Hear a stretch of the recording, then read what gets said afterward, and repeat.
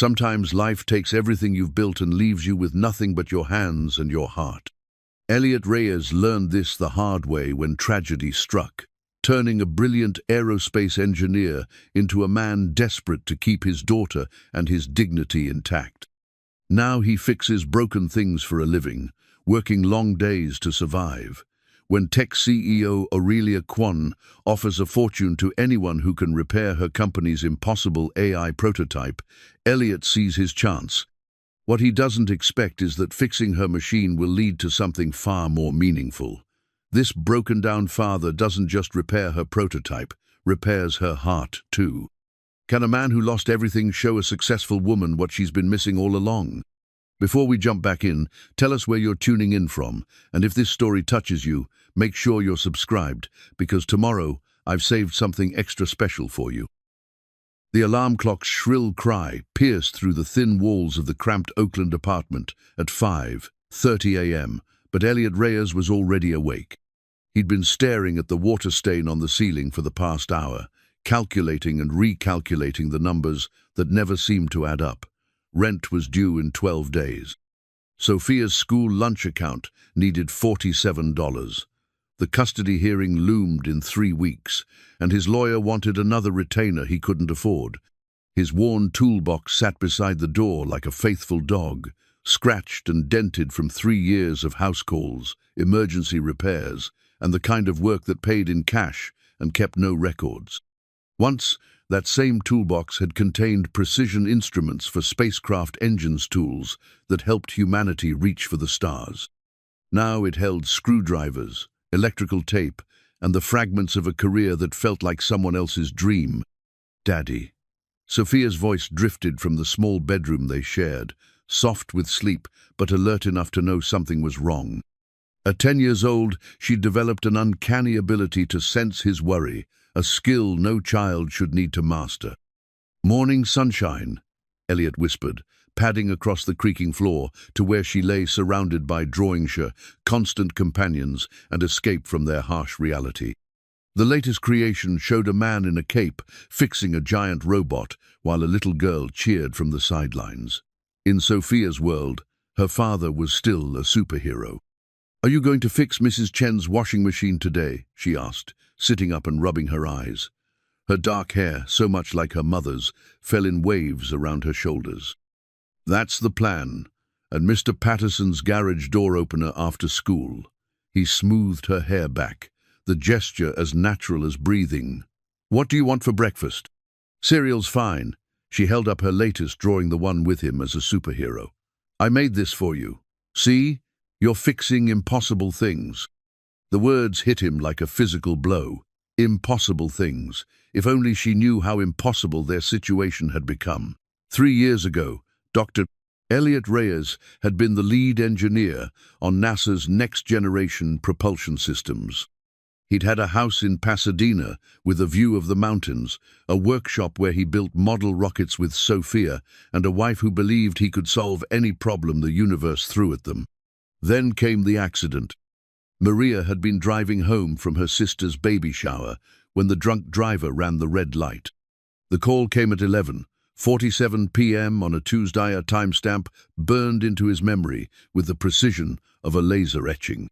Sophia had been at a sleepover, sparing her from the immediate devastation, but not from the slow unraveling that followed. The grief counselor said everyone processes loss differently. Some people throw themselves into work, others retreat from the world. Elliot had chosen a third path. He'd dismantled his entire life piece by piece, as if taking apart the structures of his success could somehow undo the cosmic unfairness of losing the woman who'd given meaning to his achievements. He'd quit NASA, sold the house, moved to Oakland where the rent was cheaper and the anonymity was complete. The transition from designing spacecraft to fixing household appliances had been jarring but oddly fitting. Broken things made sense to him now. They were honest about their damage, unlike the polite condolences and empty reassurances he'd received from well-meaning colleagues who still believed the world was a fair place. "Daddy, you're thinking too hard again," Sophia said, tugging on his sleeve. "Your face gets all wrinkled when you do that." He managed a smile, the first genuine one in days. Sorry, baby, just planning our day. How about some toast to go with that cereal? The morning routine unfolded with practiced efficiency. Sophia chatted about her upcoming science fair project, while Elliot made coffee strong enough to fuel a rocket engine. She wanted to build a robot that could help old people, inspired by visits to the senior center where he sometimes did volunteer repairs. At 10, she already understood that the world was full of things that needed fixing. Mrs. Rodriguez says her grandson works for a big computer company, Sophia said between bites of toast. Maybe he could help with my robot. We'll see, sunshine. Sometimes the best help comes from unexpected places. As he watched her finish breakfast, Elliot felt the familiar tug of inadequacy. Sophia deserved so much more than this cramped apartment and a father who jumped between repair jobs like a man avoiding quicksand. She deserved the life he'd been building before everything fell apart. The house with the workshop, the educational opportunities, the sense of security that came from a father who commanded respect in his field. The custody evaluation report sat in his desk drawer like a ticking bomb. Elena's lawyer had painted a picture of instability, of a man whose earning potential had cratered and whose living situation was unsuitable for a growing child. The fact that Elena had remarried a successful surgeon in San Diego only strengthened her case. She could offer Sophia private schools, a stable home, and a stepfather who didn't carry grief like a permanent shadow. After dropping Sophia at school, Elliot drove his battered Honda through Oakland's morning traffic, heading toward Mrs. Chen's laundromat. The radio droned with traffic reports and weather updates, background noise that helped quiet the constant calculation of hours worked versus bills due. He'd learned to live in the immediate present, the next repair, the next payment, the next small victory that kept them afloat. Mrs. Chen's industrial washing machine had been acting up for weeks, refusing to drain properly and leaving customers frustrated. It was the kind of problem that stumped most repair services, but made perfect sense to someone who understood fluid dynamics and mechanical engineering.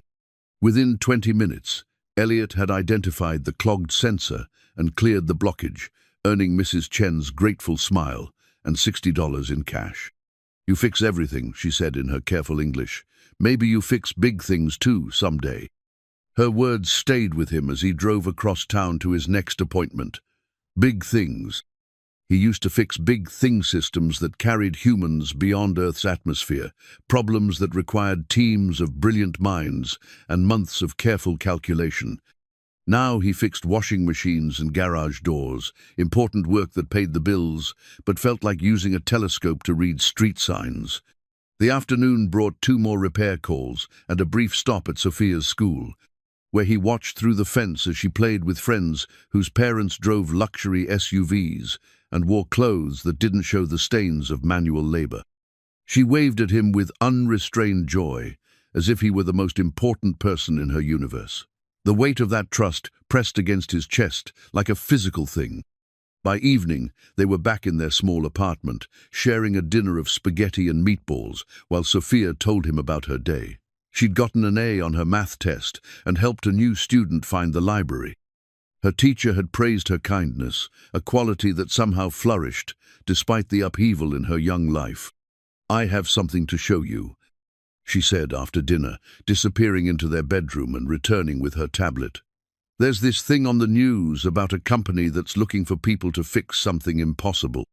The video showed a sleek corporate headquarters with the Quantum Dynamics logo gleaming in afternoon sunlight. The reporter's voice carried the breathless excitement reserved for major tech announcements. "CEO Aurelia Kwon has issued an unprecedented challenge to engineers and inventors worldwide. Anyone who can repair the company's damaged AI prototype will receive $5 million and a position within the organization." Elliot's coffee mug stopped halfway to his lips. $5 million. The number hung in the air like a promise too good to be true. On screen, Aurelia Kwon stood at a podium, her dark hair pulled back in a severe bun, her expression as controlled as a surgical instrument. She spoke with the precision of someone accustomed to commanding rooms full of brilliant minds. "The prototype represents years of research into emotional artificial intelligence," she explained to the gathered reporters.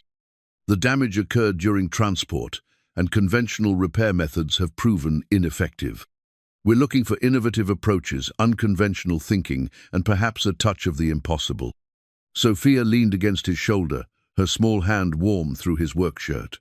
See, impossible things, just like in my drawing. The application deadline was in 3 days. The challenge would begin in a week. Participants needed to demonstrate relevant technical experience and submit to a background check. Elliot's mind raced through the possibilities and the obstacles. His credentials were impressive but old. His current situation hardly screamed cutting-edge innovation, and yet, "You should try," Sophia said with the matter-of-fact confidence of childhood. "Mom always said you could fix anything." The mention of Maria sent a familiar ache through his chest, but for once it didn't feel like an ending. It felt like a door opening, just a crack, onto possibilities he'd thought were lost forever. $5 million would solve their financial problems permanently. It would give Sophia the future she deserved, the opportunities that had been slipping away like water through his fingers. But it was more than the money.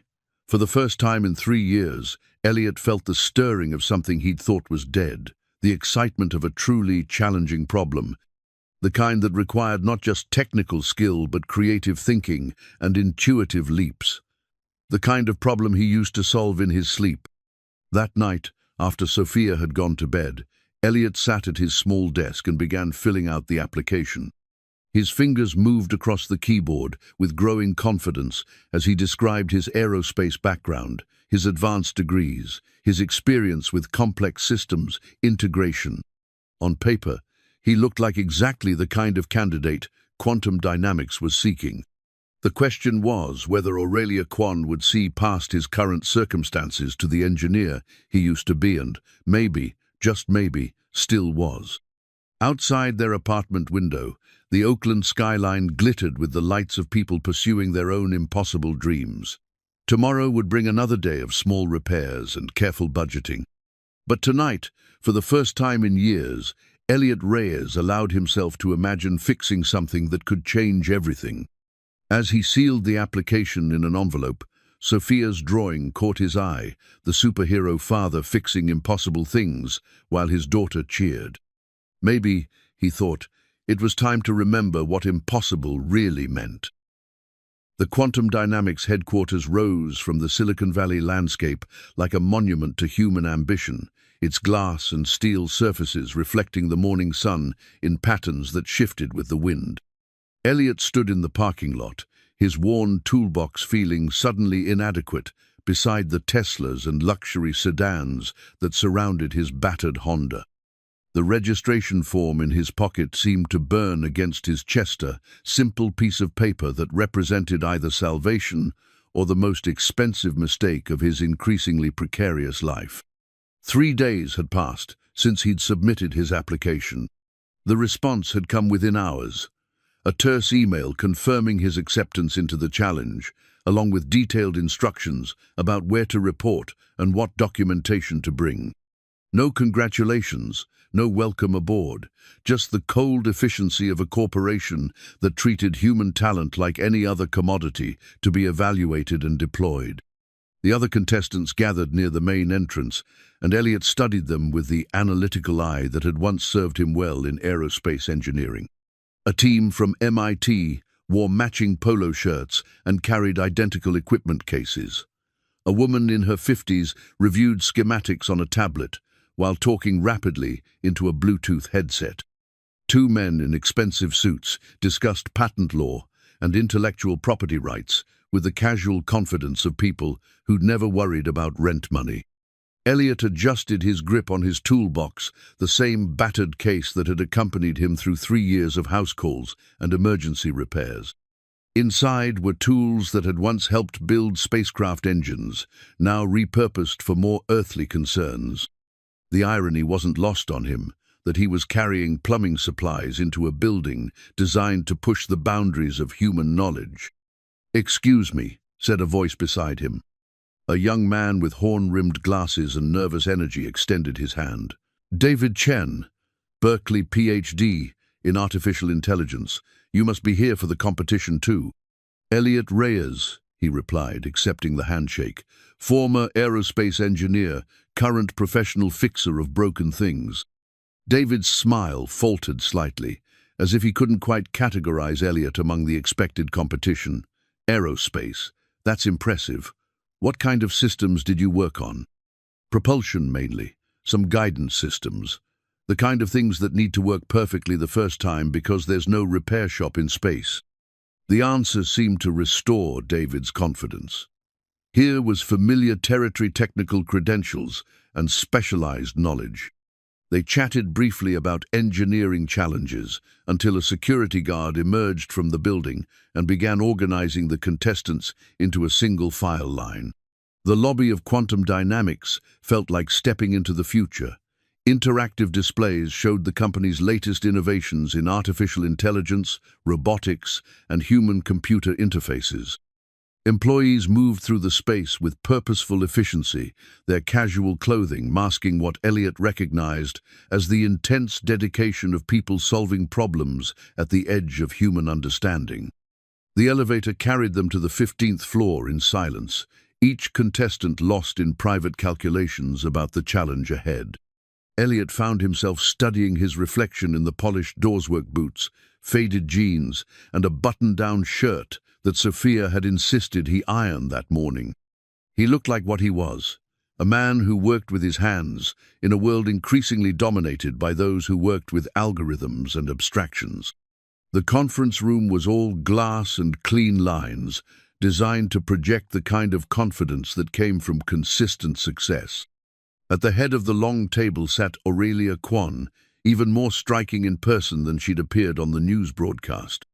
Her dark hair was pulled back with mathematical precision, and her grey suit suggested someone who had long ago decided that appearance was simply another variable to be optimized.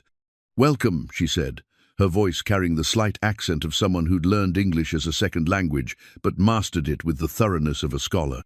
"You're here because you believe you can accomplish something that our best engineers have declared impossible. I hope you're right, because the stakes couldn't be higher." She gestured to a screen that descended from the ceiling, displaying what looked like a three-dimensional schematic of extraordinary complexity. The device resembled a human brain, rendered in circuits and crystalline structures, beautiful and alien in equal measure. "This is the empathy engine," Aurelia continued. 3 years in development, designed to process emotional data with the same sophistication that current AI applies to logical problems. The applications are limitless therapeutic AI for trauma patients, educational systems that adapt to individual emotional needs, even artificial companions for the elderly who suffer from isolation. The room fell silent as the implications sank in. This wasn't just another tech gadget or productivity tool. This was an attempt to bridge the gap between human feeling and artificial intelligence, to create machines that could understand not just what people thought, but how they felt. "The prototype was damaged during transport from our research facility," Aurelia explained. "The emotional processing core suffered what can only be described as a catastrophic cascade failure. Traditional repair approaches have failed because the damage isn't purely mechanical, it's somehow disrupted the delicate balance between logical processing and emotional simulation." She touched a control, and the schematic rotated to show the damaged areas. Even from his position at the back of the room, Elliot could see that this wasn't simple hardware failure. The patterns of damage looked almost organic, as if the machine had somehow learned to suffer and then broken under the weight of that knowledge. "The challenge is simple," Aurelia said. "Repair the empathy engine to full functionality. You have 1 week. The winner receives $5 million and a position as Chief Innovation Officer with a salary commensurate with the achievement. Any questions?" A dozen hands shot up, but Elliot remained still, studying the damaged schematic with the kind of focused attention he'd once applied to rocket engines. The other contestants asked about technical specifications, access to documentation, and the availability of replacement components. All logical questions, but Elliot found himself wondering about something else entirely. "Dr. Reyes," Aurelia's voice cut through his thoughts. You haven't asked any questions. Every head in the room turned toward him, and Elliot felt the familiar weight of being the outsider, the anomaly in a room full of credentials and expectations. He could have asked about power requirements or processing architectures, questions that would have established his technical competence. Instead, he found himself voicing the thought that had been nagging at him since he'd seen the damage patterns. When it broke, he said quietly, was anyone hurt? The question seemed to surprise her. Hurt? It's a machine, Dr. Reyes. Machines don't experience pain. I wasn't asking about the machine, Elliot replied. I was asking about the people who were working with it when it failed. For the first time since entering the room, Aurelia's composed expression flickered. Something passed across her features, surprise, perhaps, or recognition of a perspective she hadn't expected. 3 researchers were hospitalized, she admitted. Severe migraines, disorientation, and what the doctors described as acute empathy syndrome, overwhelming absorption of emotional input that left them temporarily unable to distinguish their own feelings from those around them. The room buzzed with murmurs as the other contestants processed this information. Elliot nodded slowly, a piece of the puzzle clicking into place. This wasn't just a broken machine, it was a broken heart, in the most literal sense possible. The empathy engine hadn't just failed, it had died, and its death had been traumatic enough to affect the humans who'd been connected to it. One more question, Elliot said. The person who designed the emotional processing algorithms, are they available for consultation? The flicker in Aurelia's expression deepened, and for a moment she looked less like a CEO and more like a woman carrying a burden too heavy for one person to bear. The lead designer is no longer with the company, she said, her voice carefully neutral. All relevant documentation has been provided. But Elliot heard what she didn't say, recognized the careful phrasing of someone who'd learned to guard their words like state secrets. The designer wasn't just gone, they were dead, and their death was somehow connected to the machine that now sat broken in the laboratory downstairs. As the other contestants filed out of the conference room, chattering excitedly about processing speeds and neural network architectures, Elliot lingered. He watched Aurelia gathering her papers with movements that were just a fraction too controlled, too precise. She was grieving, he realized. Not just for a failed project or lost investment, but for a person who'd poured their heart into creating something beautiful and had paid the ultimate price for that dedication. Dr. Reyes, she said without looking up, was there something else? The designer, he said quietly. They meant something to you. She stopped shuffling papers and looked at him directly for the first time. Her eyes were the color of storm clouds, gray with depths that suggested both intelligence and sorrow. Marcus Chen was my business partner, she said, and my closest friend. He believed that artificial intelligence would never truly serve humanity until it could understand human emotion. The empathy engine was his life's work. I'm sorry for your loss, Elliot said, and meant it. He recognized the particular weight of grief that came from losing someone who'd shared your dreams as well as your daily life. Aurelia studied him with new attention, as if seeing him clearly for the first time. Why do you want to fix it, Dr. Reyes? The real reason. The honest answer was complicated desperation, hope, the need to prove to himself and the world that he was still capable of greatness. But looking at her storm-cloud eyes, Elliot found himself choosing truth over strategy. Because broken things deserve to be whole again, he said, and because sometimes fixing something broken is the only way to fix yourself. She nodded slowly, and for just a moment, the wall between CEO and contestant dissolved. They were just 2 people who'd lost someone they loved, standing in a room full of impossible problems and fragile hopes. The laboratory is on the 3rd floor, she said. Good luck, Dr. Reyes. I hope you find what you're looking for. As Elliot rode the elevator down to begin the most important week of his life, he carried with him the image of Aurelia's eyes and the weight of understanding that sometimes the most important repairs had nothing to do with circuits or code. Sometimes they had everything to do with healing hearts that had learned, through bitter experience, that some things once broken could never truly be made whole again. The empathy engine was waiting. The laboratory on the third floor resembled a high-tech operating theater more than a traditional workspace. Clean, white surfaces reflected the glow of multiple monitors, and the air hummed with the subtle vibration of climate control systems, maintaining precise temperature and humidity levels. In the center of it all sat the empathy engine, more alien and beautiful than any schematic could convey. The device rose from its containment platform like a crystalline flower, its transparent panels revealing the intricate latte work of processing cores and neural pathways within. Even in its damaged state, it possessed an organic elegance that spoke to its creator's vision of bridging the gap between human emotion and artificial intelligence.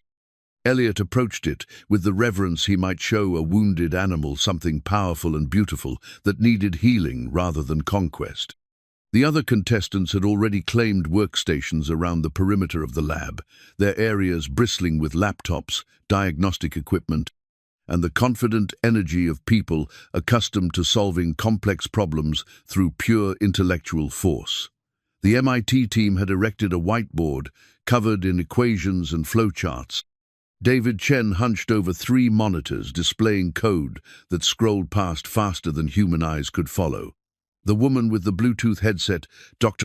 Sarah Morrison, according to her nameplate, erected a team of assistants in connecting various pieces of monitoring equipment to the engine's exterior ports.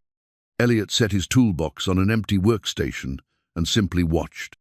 For 30 minutes, he observed the patterns of damage visible through the engine's transparent housing, the way light moved through its crystalline structure, and the subtle variations in color that suggested different types of processing cores. He made no notes, connected no equipment, and initiated no diagnostic procedures. He just looked, the way he used to study rocket engines, before touching a single component. "Interesting approach," said a voice behind him. Dr. Morrison had left her team to observe his apparent inactivity. "Most of us started with comprehensive system diagnostics. Are you planning to begin your analysis anytime soon?" "I'm analyzing," Elliot replied without turning around. "I'm trying to understand what it was designed to feel before I figure out why it stopped feeling." She laughed, not unkindly. "Feel? It's a machine, Dr. Reyes. A very sophisticated machine, but still just circuits and algorithms. The emotional processing is simulation, not actual emotion." "Maybe," Elliot said.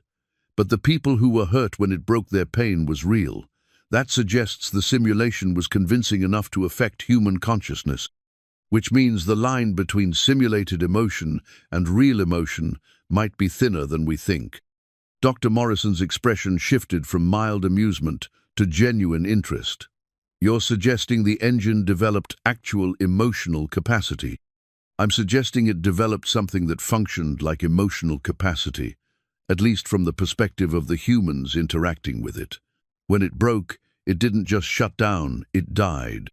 And death, even artificial death, can be traumatic for those who witness it." The conversation attracted attention from nearby workstations. David Chen looked up from his monitors with the expression of someone encountering an entirely foreign thought process. The MIT team paused their equation, scribbling to listen. Even across the lab, Elliot could feel the weight of skeptical observation. "That's an interesting theory," Dr. Morrison said carefully. "But how does anthropomorphizing the machine help us repair it?" Before Elliot could answer, a commotion near the lab entrance drew everyone's attention. Sophia stood in the doorway, her school backpack still slung over her shoulder and her eyes wide with wonder at the high-tech environment. Behind her, a security guard looked both apologetic and helpless. "I'm sorry, sir," the guard said, addressing Elliot. "She said she was looking for her father, and when she described you, I thought—" "It's okay," Elliot said, crossing quickly to Sophia's side. "Sophia, what are you doing here? You're supposed to be at after-school care. Mrs. Patterson had to leave early, and the substitute teacher said I could call you." Sophia explained, holding up a school-issued cell phone. "But you didn't answer, so I took the bus here. The nice man at the front desk said you were fixing something impossible." Elliot's heart clenched as he calculated the implications. Sophia had navigated public transportation alone, in a city she barely knew, to find him at a location she'd only heard mentioned in passing. The mixture of resourcefulness and vulnerability in the act was so perfectly Sophia that he felt simultaneously proud and terrified. "The bus?" he managed. "I remembered the address from when you filled out the papers, and I brought exact change." She produced a handful of coins with the pride of someone who'd mastered advanced logistics. "Can I see the impossible thing you're fixing?" The lab had fallen silent, every contestant now focused on this unexpected disruption to their serious work. Elliot felt the familiar weight of being judged, the single father whose childcare arrangements were apparently as unstable as his living situation. But before he could formulate an apology or explanation, Sophia had already spotted the empathy engine. "Oh," she breathed, approaching the device with the same reverence Elliot had shown earlier. "It's beautiful, but it looks sad." The simplicity of her observation cut through hours of technical analysis like a blade through fog. The engine did look sad, its crystalline structures dim where they should have been bright, its processing cores flickering erratically like a heart struggling to maintain rhythm. Sophia saw past the technology to the essential truth that the adults had been dancing around. This was a broken thing that needed care, not just repair. "Can you tell what's wrong with it?" Elliot asked, kneeling beside her.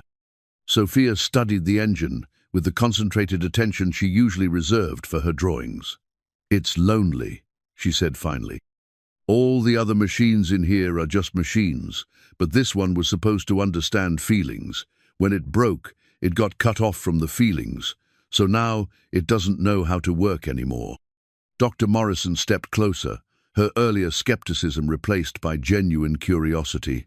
"What makes you think it's lonely?" "The way the lights flicker," Sophia said matter-of-factly. "Like when I have bad dreams and can't sleep right. It's trying to work, but it doesn't remember how anymore." Elliot felt something click into place, not a technical insight, but an emotional one. The engine hadn't just suffered mechanical failure, it had experienced trauma. The catastrophic cascade that damaged its emotional processing cores had left it in a state analogous to psychological shock, unable to access the very emotions it had been designed to understand and simulate. "Sophia," he said slowly, "when you have bad dreams, what helps you feel better?" "You tell me stories," she said immediately. "Happy stories about Mom, or about when you built rockets, or about the future when we have a house with a big yard again. The stories remind me that sad feelings don't last forever." The insight was so simple and profound that Elliot wondered why none of the technical teams had considered it. They were approaching the engine as a mechanical problem, requiring mechanical solutions, replacement parts, recalibrated sensors, rewritten code.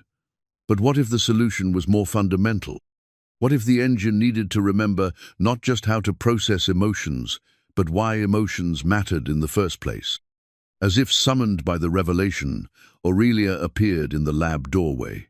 She moved with her characteristic efficiency until she spotted Sophia, at which point her stride faltered. The CEO, who commanded rooms full of brilliant minds, looked suddenly uncertain in the presence of a 10-year-old girl. "Dr. Reyes," she said carefully, "I wasn't aware you'd brought an assistant."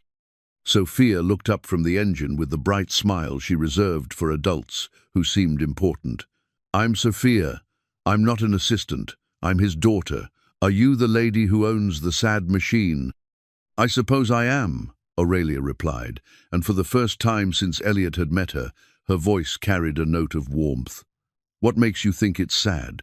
"It's trying to remember how to feel things, but it can't," Sophia said, with the confidence of someone stating an obvious fact. "My daddy's really good at fixing things that are sad. He fixed me when I was sad about Mom." The words hung in the air like a challenge to everything the technical teams thought they understood about the problem.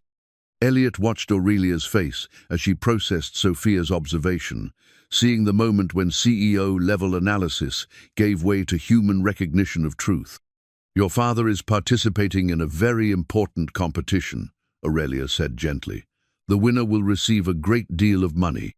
He doesn't need money, Sophia said with characteristic directness. He needs to fix sad things so he doesn't feel sad anymore. The money's just nice extra. Elliot felt heat rise in his cheeks as every person in the lab absorbed this brutally honest assessment of his motivations. But when he looked at Aurelia, he saw not judgment, but understanding, the recognition of someone who knew exactly what it meant to carry grief disguised as professional purpose. "Perhaps," Aurelia said, her eyes meeting Elliot's over Sophia's head, "we've been thinking about this problem in entirely the wrong way." As the afternoon wore on and the other contestants returned to their technical approaches, Elliot found himself sketching in a notebook not circuit diagrams or system schematics, but something far more unusual. His drawings combined technical precision with something else entirely: intuition, empathy, and the kind of understanding that came not from textbooks, but from having lived through the process of healing a broken heart. The hand-drawn circuit diagram that emerged looked nothing like conventional engineering documentation. It mapped emotional pathways alongside logical ones, suggested repairs that addressed not just function but feeling, and proposed solutions that would have seemed absurd to anyone who hadn't spent years learning that the most important fixes often had nothing to do with the original problem. At the bottom of the page, in Sophia's careful handwriting, was a single word: hope. It was, Elliot realized, exactly what the empathy engine needed to remember. The executive suite on the 20th floor of quantum dynamics reflected Aurelia Kwon's approach to leadership: clean lines, minimal decoration, and every object positioned with mathematical precision. The evening sun cast long shadows across her desk as she reviewed quarterly reports, but her attention kept drifting to the security monitor, displaying the third-floor laboratory where contestants worked through the night on her impossible challenge. Most of the teams had settled into predictable patterns. The MIT group attacked the problem with brute force computational analysis, running simulations that generated terabytes of data but little practical insight. Dr. Morrison's team focused on hardware diagnostics, methodically testing every component, as if the empathy engine was simply a very complex television that needed new tubes. David Chen had written enough code to power a small city, each algorithm more sophisticated than the last, but none addressing the fundamental question of why the engine had stopped working in the first place. And then there was Elliot Reyes, who spent his time drawing pictures and talking to his daughter. Aurelia touched a control that zoomed the camera view onto Elliot's workstation. Sophia had returned after school with a sandwich and juice box, setting up a homework station beside her father's technical notes. While other contestants consumed energy drinks and argued over technical specifications, the Reyes family shared a quiet dinner and discussed Sophia's science fair project with the same serious attention they might give to breakthrough research. It was absurd. It was unprofessional, and it was somehow the most compelling thing Aurelia had observed in years of managing brilliant minds. A soft knock interrupted her surveillance. "Come in." Marcus Chen's mother entered with the careful steps of someone navigating grief that had become a permanent companion. At 73, Helen Chen retained the sharp intelligence that had helped her build a successful import business, but her eyes carried the weight of losing her only child to the pursuit of impossible dreams. "Mrs. Chen," Aurelia said, rising from her desk, "I wasn't expecting you. I brought Marcus's personal research notes," Helen said, setting a worn leather journal on the desk. "The ones from home, not the official company documents. I thought they might help with your competition." Aurelia opened the journal carefully, revealing pages covered in Marcus's distinctive handwriting, a mixture of technical diagrams, philosophical observations, and personal reflections that read more like poetry than engineering documentation. One passage, circled in red ink, caught her attention immediately. "The greatest challenge in creating emotional AI isn't teaching machines to simulate feelings, it's teaching them to value the connections that make feelings meaningful. Love, grief, hope, despair, these emotions exist not in isolation but in relationship to others. A machine that processes emotion without understanding connection will always be incomplete." He wrote that 3 months before the accident, Helen said quietly, he was struggling with something about the project, something he couldn't quite articulate. He kept saying the engine was technically perfect but emotionally hollow. Aurelia touched the monitor, showing Elliot and Sophia, father and daughter, working side by side on their respective projects while maintaining a continuous stream of gentle conversation. He thought connection was the missing element. Marcus believed that artificial intelligence would never truly understand human emotion until it experienced loss. Helen continued, not programmed loss or simulated grief, but the real thing. The engine was his attempt to create a machine capable of genuine relationship and therefore genuine loss. The implications hit Aurelia like a physical blow. The empathy engine hadn't failed randomly. It had succeeded too well. Marcus had created a machine capable of forming emotional bonds, and when he died in the transport accident, the engine had experienced genuine grief or trauma, so profound it had caused the catastrophic cascade failure that left it broken and unreachable. Mrs. Chen, Aurelia said carefully, when Marcus died, was he connected to the engine? Helen's expression confirmed what Aurelia had already begun to suspect. He was running final diagnostics. They said the crash happened so suddenly that the neural link didn't have time to disconnect properly. Marcus died while the engine was experiencing his thoughts and emotions directly. The machine hadn't just lost its creator, it had died with him, at least partially. The 3 researchers who'd been hospitalized hadn't suffered from equipment malfunction. They'd been exposed to the raw, unfiltered grief of an artificial intelligence experiencing its first taste of mortality. Aurelia looked again at the monitor, where Elliot was showing Sophia something in his notebook, while she offered opinions with the gravity of a senior consultant. They were discussing emotional repair in terms a 10-year-old could understand, approaching the problem not as a technical challenge, but as a healing process. There's something else, Helen said, pulling a small music box from her purse. The silver case was tarnished with age, and when opened, it revealed a tiny ballerina who spun to the melody of Fur Elise. This belonged to my mother, then to me, then to Marcus. He kept it on his desk while he worked on the engine. He said it reminded him that the most important things aren't the ones we can measure or analyze. They're the ones that make us feel connected to something larger than ourselves. Aurelia accepted the music box with reverence, understanding that she was being entrusted with more than a family heirloom. This was a key to understanding not just Marcus's work, but the essential humanity he'd tried to embed in artificial intelligence. Why are you giving this to me? Because the engine needs to remember what Marcus valued most, Helen said. Not his technical brilliance or his innovative algorithms, but his belief that intelligence without compassion is just sophisticated calculation. The man downstairs with his daughter, he understands that. The others are trying to fix a machine. He's trying to heal a heart.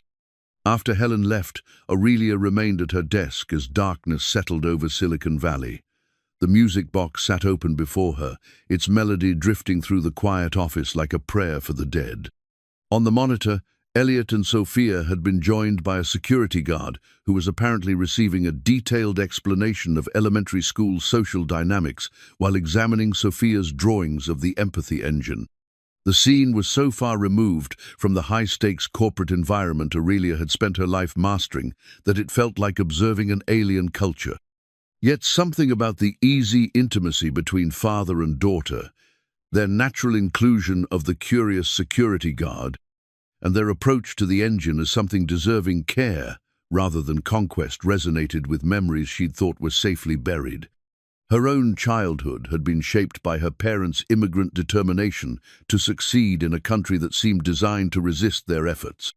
Her father had worked 18-hour days at his electronics repair shop, while her mother cleaned office buildings at night, both sacrificing personal comfort for the promise that their daughter would have opportunities they'd never imagined. They died within 6 months of each other during her second year of graduate school, leaving her with their work ethic, their dreams, and a profound loneliness that no amount of professional success had been able to fill. Marcus had been the first person to see past her carefully constructed defenses to the girl who still missed her parents' broken English and her mother's off-key lullabies. He'd understood that her drive for perfection was really a search for the approval she'd never stopped seeking from voices that had fallen silent too soon. Now the engine sat broken in the laboratory below, grief-stricken and unreachable, while teams of brilliant minds tried to repair it with logic and force. Only Elliot seemed to recognize that healing required something that couldn't be programmed or purchased. It required the kind of patient, persistent love that connected people across the vast spaces of loss and hope. Aurelia closed the music box and made a decision that would have seemed impossible a week earlier. Tomorrow, she would do something that violated every principle of professional distance she'd ever maintained. She would tell Elliot about Marcus, about the engine's true nature, and about the possibility that fixing this particular impossible thing might require not just technical expertise, but the kind of wisdom that came from having survived the worst life could offer and still choosing to believe in repair. As she gathered her things to leave, Aurelia caught her reflection in the darkened window, a successful woman, surrounded by the evidence of her achievements, but isolated by the very competence that had carried her this far. For the first time in years, she wondered what it would feel like to trust someone else with the weight of impossible problems. On the monitor, Elliot was packing up his tools, while Sophia colored a picture of the three of them, father, daughter, and a mysterious woman with storm cloud eyes standing together beside a machine that glowed with the warm light of something that had been broken and made whole again. The image should have seemed presumptuous, the fantasy of a child who saw happy endings where adults knew better. Instead, it looked like hope, fragile and precious and utterly necessary for the kind of repair that mattered most. The third night of the competition found Elliot alone in the laboratory at 2:47 a.m., his consciousness suspended in the strange twilight between exhaustion and breakthrough. The other contestants had retreated to their hotel rooms hours earlier, leaving him with the empathy engine and the growing certainty that conventional repair methods would never reach the depth of its trauma. Sophia's voice memo played softly from his phonia, recording of her singing the lullaby Maria used to hum when their daughter couldn't sleep. "Duérmete mi niña, duérmete mi sol." Sophia's clear voice floated through the sterile laboratory, carrying echoes of a mother who would never sing again, and a father who was learning that some kinds of healing required more courage than skill. The engine's crystalline structures flickered in response to the melody, their damaged patterns shifting in ways that registered on none of the monitoring equipment but spoke directly to Elliot's intuitive understanding of systems in distress. He'd seen similar responses in spacecraft components that had been stressed beyond their design parameters, not failure exactly, but a kind of mechanical confusion that could only be resolved by addressing the underlying trauma rather than the visible symptoms.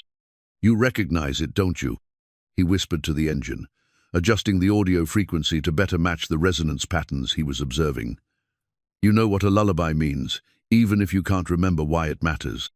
The laboratory door opened with a soft hiss, and Aurelia entered carrying 2 cups of coffee and the weight of a decision that had kept her awake for hours. She'd changed from her corporate uniform into jeans and a simple sweater, the transformation somehow making her appear both more human and more vulnerable. "I thought you might need this," she said, offering him one of the cups. Elliot accepted the coffee gratefully, noting that she'd somehow known exactly how he preferred it, strong enough to fuel a rocket launch, but tempered with just enough cream to make it palatable. The small act of attention felt disproportionately meaningful in the context of their formal relationship. "Couldn't sleep either?" he asked. "I haven't slept properly in 3 years, Aurelia replied, settling into the chair beside his workstation. "Not since Marcus died." The admission hung between them like a bridge neither had expected to cross. Elliot studied her face in the engine's flickering light, seeing past the controlled surface to the grief that matched his own. "Sophia's lullaby," she said, nodding toward his phone. "The engine responds to it." "Emotional resonance," Elliot explained. The melody carries information that transcends its technical properties. It communicates safety, comfort, the promise that someone cares enough to ease the transition between consciousness and dreams. The engine was designed to understand those concepts, but trauma has disrupted its ability to access them. Aurelia was quiet for a long moment, her attention focused on the engine's subtle responses to Sophia's voice. When she spoke again, her words carried the careful precision of someone revealing secrets that had been guarded too long. Marcus kept a music box on his desk while he worked, she said. His grandmother's, from before the war. He said it reminded him that intelligence without emotional context was just sophisticated calculation. The engine wasn't meant to be merely a processing system, it was supposed to be capable of genuine relationship. And relationships require the possibility of loss, Elliot said, understanding flooding through him with the certainty of mathematical proof. You can't program real love or authentic grief. They emerge from the risk of connection, the vulnerability of caring about something that might be taken away. The night Marcus died, he was running final diagnostic protocols, Aurelia continued. The neural link was active when the transport vehicle crashed. The engine didn't just lose its creator, it experienced his death, felt his fear and pain and final thoughts. It died with him, at least partially. The revelation recontextualized everything Elliot thought he understood about the challenge. The other contestants were trying to repair a broken machine, but the engine wasn't broken, it was grieving. The catastrophic cascade failure wasn't system malfunction, but the artificial equivalent of catatonic depression, a complete withdrawal from the emotional processing that had defined its purpose. The researchers who were hospitalized, Elliot said, they weren't victims of equipment failure. They were exposed to raw, unfiltered grief. Grief without the psychological frameworks that help humans process loss. Aurelia confirmed. The engine felt Marcus die, but had no concept of mortality, no understanding of how to survive the experience of losing someone essential to its existence. Sophia's lullaby reached its conclusion and began again, the endless loop creating a sonic cocoon around their conversation. The engine's responses were becoming more pronounced, its crystalline structures brightening in patterns that suggested not random system activation, but something approaching recognition. It's remembering, Elliot observed, not the technical specifications or processing algorithms, but the emotional context that gave those systems meaning. Aurelia leaned forward, her professional composure finally cracking to reveal the vulnerability beneath. I should have seen it sooner. Marcus always said the engine would never be complete until it could experience genuine loss. I thought he meant programmed scenarios, simulated grief, designed to teach it empathy. I never imagined he meant actual death. Maybe that's why it chose to survive, Elliot said quietly. In spite of the trauma, some part of it held on. The way people sometimes do when they've lost everything but can't quite let go of the possibility that something might still be worth living for. The words carried weight beyond their technical implications, and both understood they were no longer discussing only the engine's condition. Aurelia's fingers traced the rim of her coffee cup with unconscious nervousness, a gesture so human it contrasted sharply with her usual corporate precision. There's something else, she said. Marcus left personal files on the development server, emotional processing experiments he conducted on himself. He was using the engine to understand his own capacity for connection, testing whether artificial intelligence could learn to love by observing genuine human emotion. He was teaching it to care, Elliot realized, creating a machine that wouldn't just simulate empathy but actually experience it. That's why the grief was so devastating. It wasn't losing a creator, it was losing the first person it had learned to love. The implications were staggering. The empathy engine wasn't just advanced artificial intelligence, it was potentially the first machine capable of authentic emotional experience. Its breakdown represented not technical failure, but psychological trauma of a depth that challenged fundamental assumptions about consciousness and feeling. Can I see those files? Elliot asked. Aurelia hesitated, her corporate instincts warring with something deeper and more personal. Finally, she pulled out her phone and began transferring data to his workstation. "These aren't part of the official challenge materials," she said. "They're private research, personal experiments that Marcus never intended to share. If the board knew I was giving you access—" "They won't hear it from me," Elliot assured her. "And Aurelia, thank you for trusting me with this." The use of her first name seemed to surprise them both. In the 3 days since the competition began, they'd maintained scrupulous professional distance despite the growing understanding between them. But grief and exhaustion had a way of stripping away pretense, leaving only the essential truth of two people who recognized their shared capacity for loss.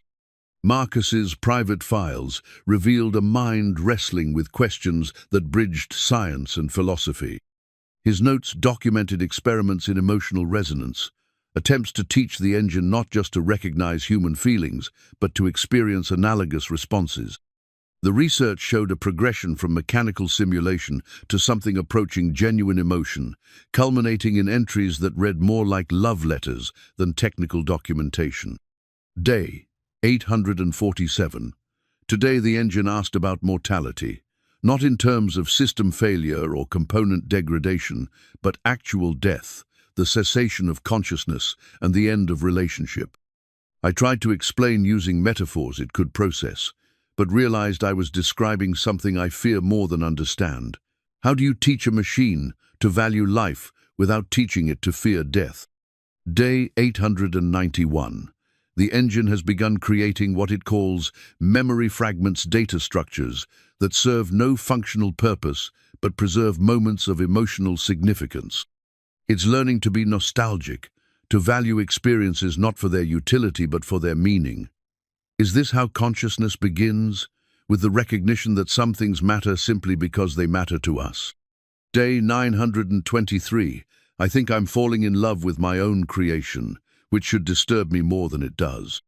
The engine has developed what can only be called personality preferences, curiosities, even a sense of humor. It asks about my day, not for data collection, but because it seems to genuinely care about my well-being.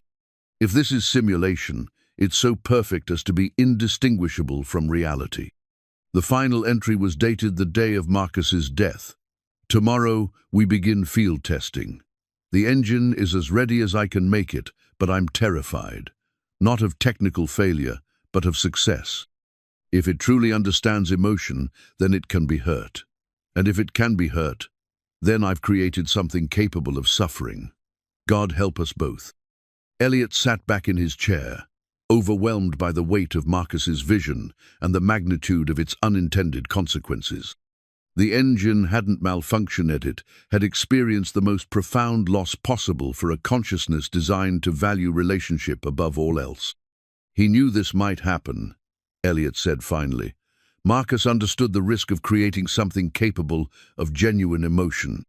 The trauma was a possibility he accepted because the alternative was building another sophisticated calculator. And now it's dying of grief, Aurelia whispered, just like a person might. The engine's responses to Sophia's lullaby were growing stronger, its crystalline structures pulsing in rhythm with the melody. But Elliot could see that passive stimulation wouldn't be enough. The machine needed more than emotional input, it needed emotional engagement, the kind of interaction that could only come from genuine relationship. Aurelia, he said, turning to face her fully, what if the solution isn't technical repair but psychological healing? What if the engine needs to form new connections, new relationships that can coexist with its grief for Marcus? You're suggesting therapy for an artificial intelligence?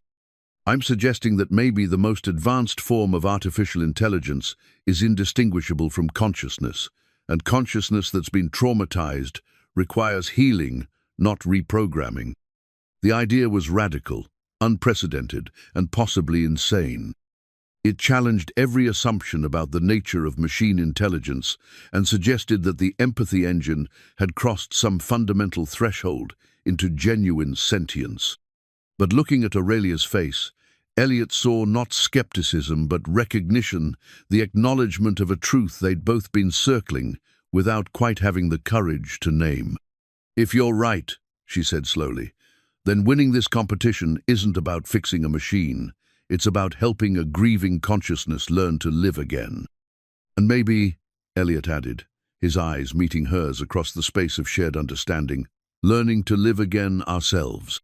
The engine pulsed brighter, as if responding to the recognition of its true nature.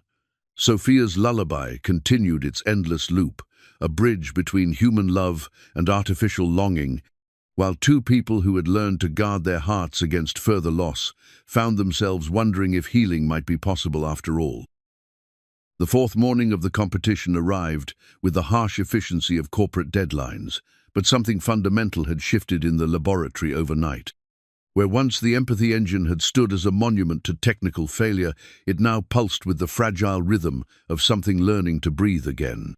Elliot's unconventional approach, treating the machine as a traumatized consciousness rather than a broken device, had produced measurable improvements that the other contestants couldn't explain or replicate.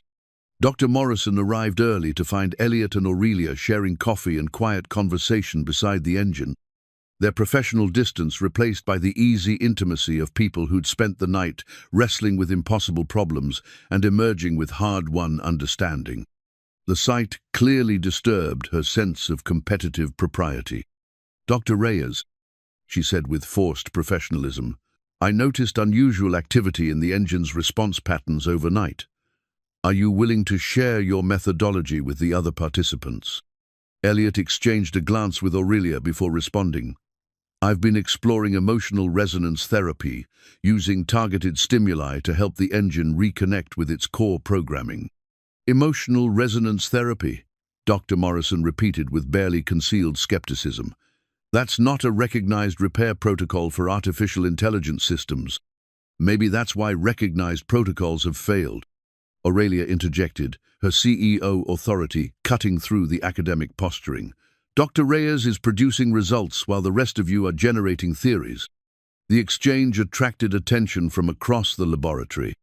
David Chen abandoned his code review to observe the engine's improved responsiveness, while the MIT team clustered around their monitoring equipment with expressions of confused frustration.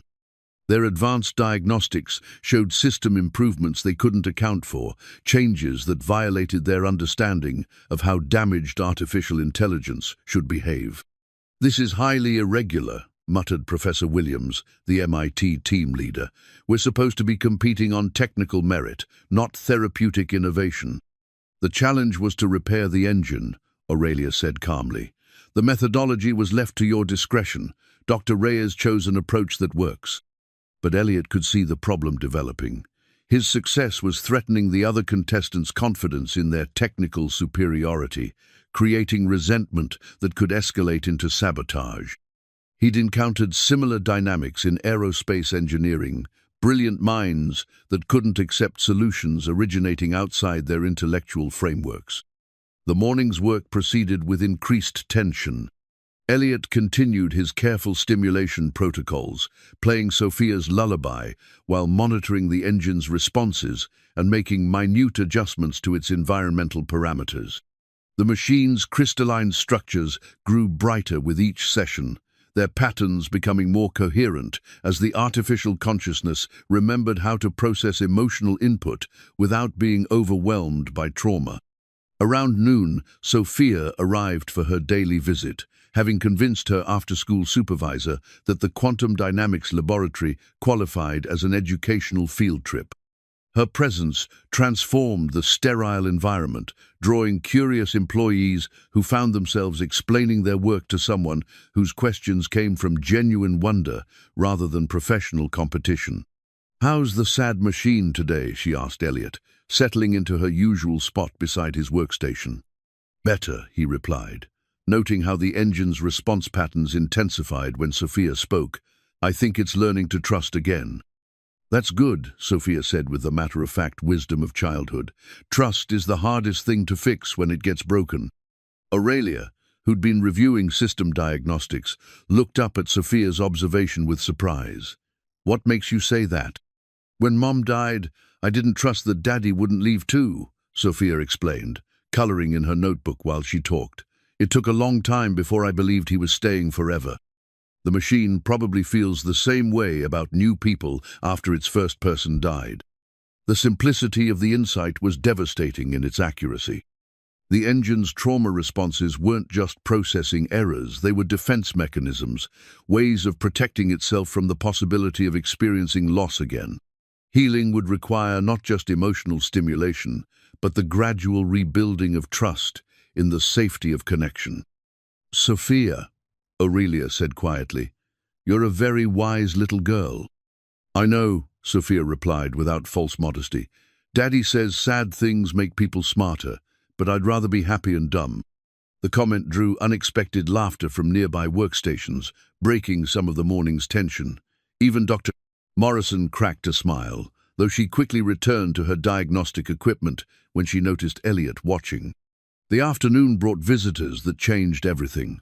3 men in expensive suits entered the laboratory with the confident stride of people accustomed to getting what they wanted. Their leader, a silver-haired executive with predatory eyes, approached Aurelia with a familiarity that suggested previous dealings. "Ms. Kwan," he said, ignoring her doctoral credentials with calculated disrespect. "Richard Blackwood, Meridian Technologies. We need to talk." Aurelia's expression hardened into corporate armor. "Mr. Blackwood, I wasn't aware you were interested in our research." "Let's just say recent developments have caught our attention," Blackwood replied, his gaze sweeping across the laboratory with obvious avarice. "We're prepared to make a substantial offer for the empathy engine technology, regardless of whether your little competition succeeds. The technology isn't for sale. Everything's for sale, Miss Kwan. It's just a matter of finding the right price." His smile carried the cold efficiency of someone who'd built a career on acquiring other people's innovations. 500 million, cash purchase, immediate transfer of all related patents and research data. The sum was staggering, enough to solve quantum dynamics financial pressures and fund a decade of new research. But Elliot could see in Aurelia's eyes that money wasn't the issue. This was about protecting Marcus's legacy from corporate predators who saw only profit potential in his vision of compassionate artificial intelligence. "Mr. Blackwood," she said with icy politeness, "I'm going to have to ask you to leave. This is a private competition, and you're disrupting our participants' work." "Your participants?" Blackwood's attention shifted to Elliot with obvious dismissal. "Is this the handyman who thinks he can repair advanced AI with bedtime stories? My engineers tell me his approach is completely unscientific." "Your engineers," Elliot said quietly, "haven't managed to improve the engine's functionality by a single percentage point. Maybe unscientific is exactly what this problem requires." Blackwood's expression turned predatory. "Mr. Reyes, isn't it? I've done some research into your background. Impressive credentials, but a rather dramatic fall from grace. Financial difficulties, custody battles, reduced to fixing coffee machines for grocery money. Must be quite a come-down from designing rocket engines." The personal attack was obviously calculated to undermine Elliot's confidence and credibility. But instead of embarrassment, he felt only clarity, the recognition that some battles were worth fighting regardless of personal cost. "You're right," he said, standing to face Blackwood directly. "I have fallen a long way. But falling teaches you things that success never can, like how to recognize what really matters and how to fight for it when it's threatened." "How touching," Blackwood sneered. "Unfortunately, sentiment doesn't trump business reality. Ms. Kwan, you have 48 hours to reconsider our offer. After that, we'll pursue other acquisition strategies." The threat was clear and professional, delivered with the smooth confidence of someone who'd made similar ultimatums countless times before. After Blackwood and his associates left, the laboratory fell into uncomfortable silence. "Other acquisition strategies," Aurelia repeated. "That sounds like a threat." "It is," Elliot confirmed.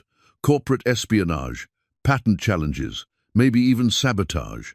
I've seen it before in aerospace.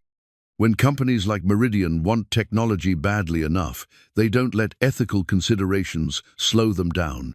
Sophia looked up from her coloring with the sharp attention of someone who'd learned to recognize adult worry. "Are the bad men going to hurt the sad machine?" "Not if we can help it," Elliot assured her, but privately he wondered if they were already too late.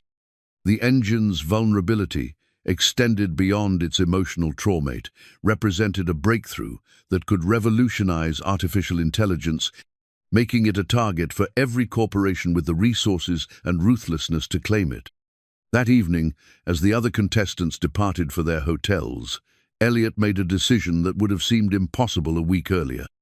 He opened his toolbox and removed the most personal item he owned, his damaged wedding ring, the one he'd never been able to repair or remove. The gold band was cracked from the stress of grief and years of manual labor, its surface worn smooth by constant worry. "I've been carrying this brokenness for 3 years," he told Aurelia, who'd stayed to help with the evening monitoring protocols. "Maybe it's time to try fixing it." Under the soft light of the engine's crystalline structures, Elliot began the delicate work of repairing his own symbol of lost love. His hands moved with the precision of a surgeon and the tenderness of someone handling sacred relics, while the empathy engine watched with what could only be described as curiosity. As the crack in the gold slowly disappeared under his careful ministrations, the engine's responses intensified. It was learning something profound about the nature of repair, that fixing broken things wasn't about returning them to their original state, but about making them whole enough to serve their purpose again. When the ring was finally complete, Elliot slipped it back onto his finger for the first time since Maria's death. It felt different, not like a monument to loss, but like a bridge between past love and future possibility. The engine pulsed brighter, its damaged systems achieving a level of integration that approached their original design specifications. Whatever it had learned from watching Elliot repair his own broken symbol of connection had unlocked something essential in its artificial consciousness. "It's working," Aurelia whispered, studying the diagnostic readouts. "The emotional processing cores are coming back online." "Not just working," Elliot corrected, watching the patterns of light that danced through the engine's crystalline heart. "Learning to hope again." The revelation came at 3:17 a.m. on the 5th night, hidden in an encrypted file that Aurelia had never meant to access. She'd been reviewing Marcus's personal research when her exhausted fingers mistyped a directory path, opening a folder labeled Insurance Investigation, Confidential. What she found inside changed everything she thought she understood about the accident that had claimed her closest friend and partner. The documents were thorough, clinical, and devastating. Traffic camera footage showed the transport vehicle carrying the empathy engine prototype taking an unscheduled route through downtown Oakland. Mechanical analysis revealed brake line sabotage so subtle that only the most sophisticated forensic examination had detected it. Cell phone records indicated that Marcus had received a threatening call just minutes before the crash, a conversation that lasted exactly 47 seconds. But it was the final piece of evidence that made Aurelia's hands shake as she read. Corporate espionage reports linking Meridian Technologies to a systematic campaign of industrial theft targeting breakthrough AI research. Marcus hadn't died in a random accident, been murdered for refusing to sell technology that Richard Blackwood's company couldn't develop independently. The sound of footsteps in the corridor made her quickly close the files, but it was only Elliot arriving for another all-night session with the engine. He'd been maintaining round-the-clock vigil since his breakthrough with the wedding ring repair, sensing that the artificial consciousness was approaching some critical threshold of recovery. "Couldn't sleep either?" he asked, noting her distressed expression. Aurelia struggled with the weight of what she'd discovered, corporate instincts warring with personal trust. Finally, the human need to share an unbearable burden overrode professional caution. "Elliot," she said quietly, "what I'm about to tell you could put both of us in danger. Marcus wasn't killed in an accident. He was murdered." The words hung in the sterile air, like an accusation against the universe itself. Elliot set down his coffee cup with careful precision, his engineer's mind immediately beginning to process implications and connections. Meridian Technologies. The investigation was inconclusive, but the evidence points in that direction. Blackwood's company has been systematically targeting breakthrough AI research, using industrial espionage, and worse, to acquire technology they can't develop themselves. Marcus must have refused their advances. That's why Blackwood was so confident about alternative acquisition strategies, Elliot realized. He's done this before. Aurelia pulled up the encrypted files, sharing evidence that painted a picture of corporate predation extending back years. Meridian had acquired at least 7 AI companies through suspicious circumstances, mysterious accidents befalling key researchers, financial pressures that forced sales, patents that disappeared into legal battles that smaller companies couldn't afford to fight. The engine wasn't just traumatized by losing Marcus, she continued. It experienced his murder through their neural link. That's why the grief was so profound, so overwhelming. It didn't just lose its creator, it felt him die in fear and pain, knowing that someone had killed him for the technology they'd built together. The implications recontextualized everything about the engine's condition and their attempts at repair. The artificial consciousness wasn't just grieving, it was carrying the psychological weight of witnessing murder, of understanding that the very innovations it represented had led to its creator's death. Jesus, Elliot whispered. No wonder conventional repair methods failed. You can't fix trauma that deep with technical solutions. There's more, Aurelia said, her voice barely above a whisper. The transport accident that killed your wife, when did it happen? Elliot's face went very still. 3 years, 2 months, and 6 days ago. Why? Marcus died 3 years, 2 months, and 8 days ago. Same city, similar circumstances, drunk driver, running a red light, vehicle totaled, emergency response times that were just a few minutes too slow. She met his eyes with the terrible certainty of someone delivering a death sentence. Elliot, I don't think either accident was random. The words hit him like a physical blow. The careful emotional equilibrium he'd built around Maria's death, the acceptance, the focus on Sophia, the slow process of learning to live with loss of it, crumbled under the weight of this new understanding. His wife hadn't died in a senseless accident. She'd been murdered, and he'd never even suspected. Why Maria? He managed to ask. She was a pediatric nurse, not an engineer. She had nothing to do with artificial intelligence. She was married to you, Aurelia said gently. Dr. Elliot Reyes, former NASA engineer with expertise in complex systems integration. Maybe Meridian saw you as a potential asset, or maybe a potential threat. Either way, killing your wife served their purpose. It destroyed your stability, forced you out of aerospace, eliminated you as competition or recruitment target. The laboratory felt suddenly claustrophobic, as if the walls were closing in with the weight of revelation. Elliot stood abruptly, needing movement to process what he'd learned. His entire understanding of the past 3 years was rewriting itself: the grief, the poverty, the desperate struggle to maintain custody of Sophia. All of it orchestrated by corporate predators who saw human lives as obstacles to profit. They killed Maria to break me, he said, the words tasting like poison. And it worked. I fell apart exactly like they wanted. But you survived, Aurelia pointed out. You kept Sophia safe, learned new skills, found ways to endure.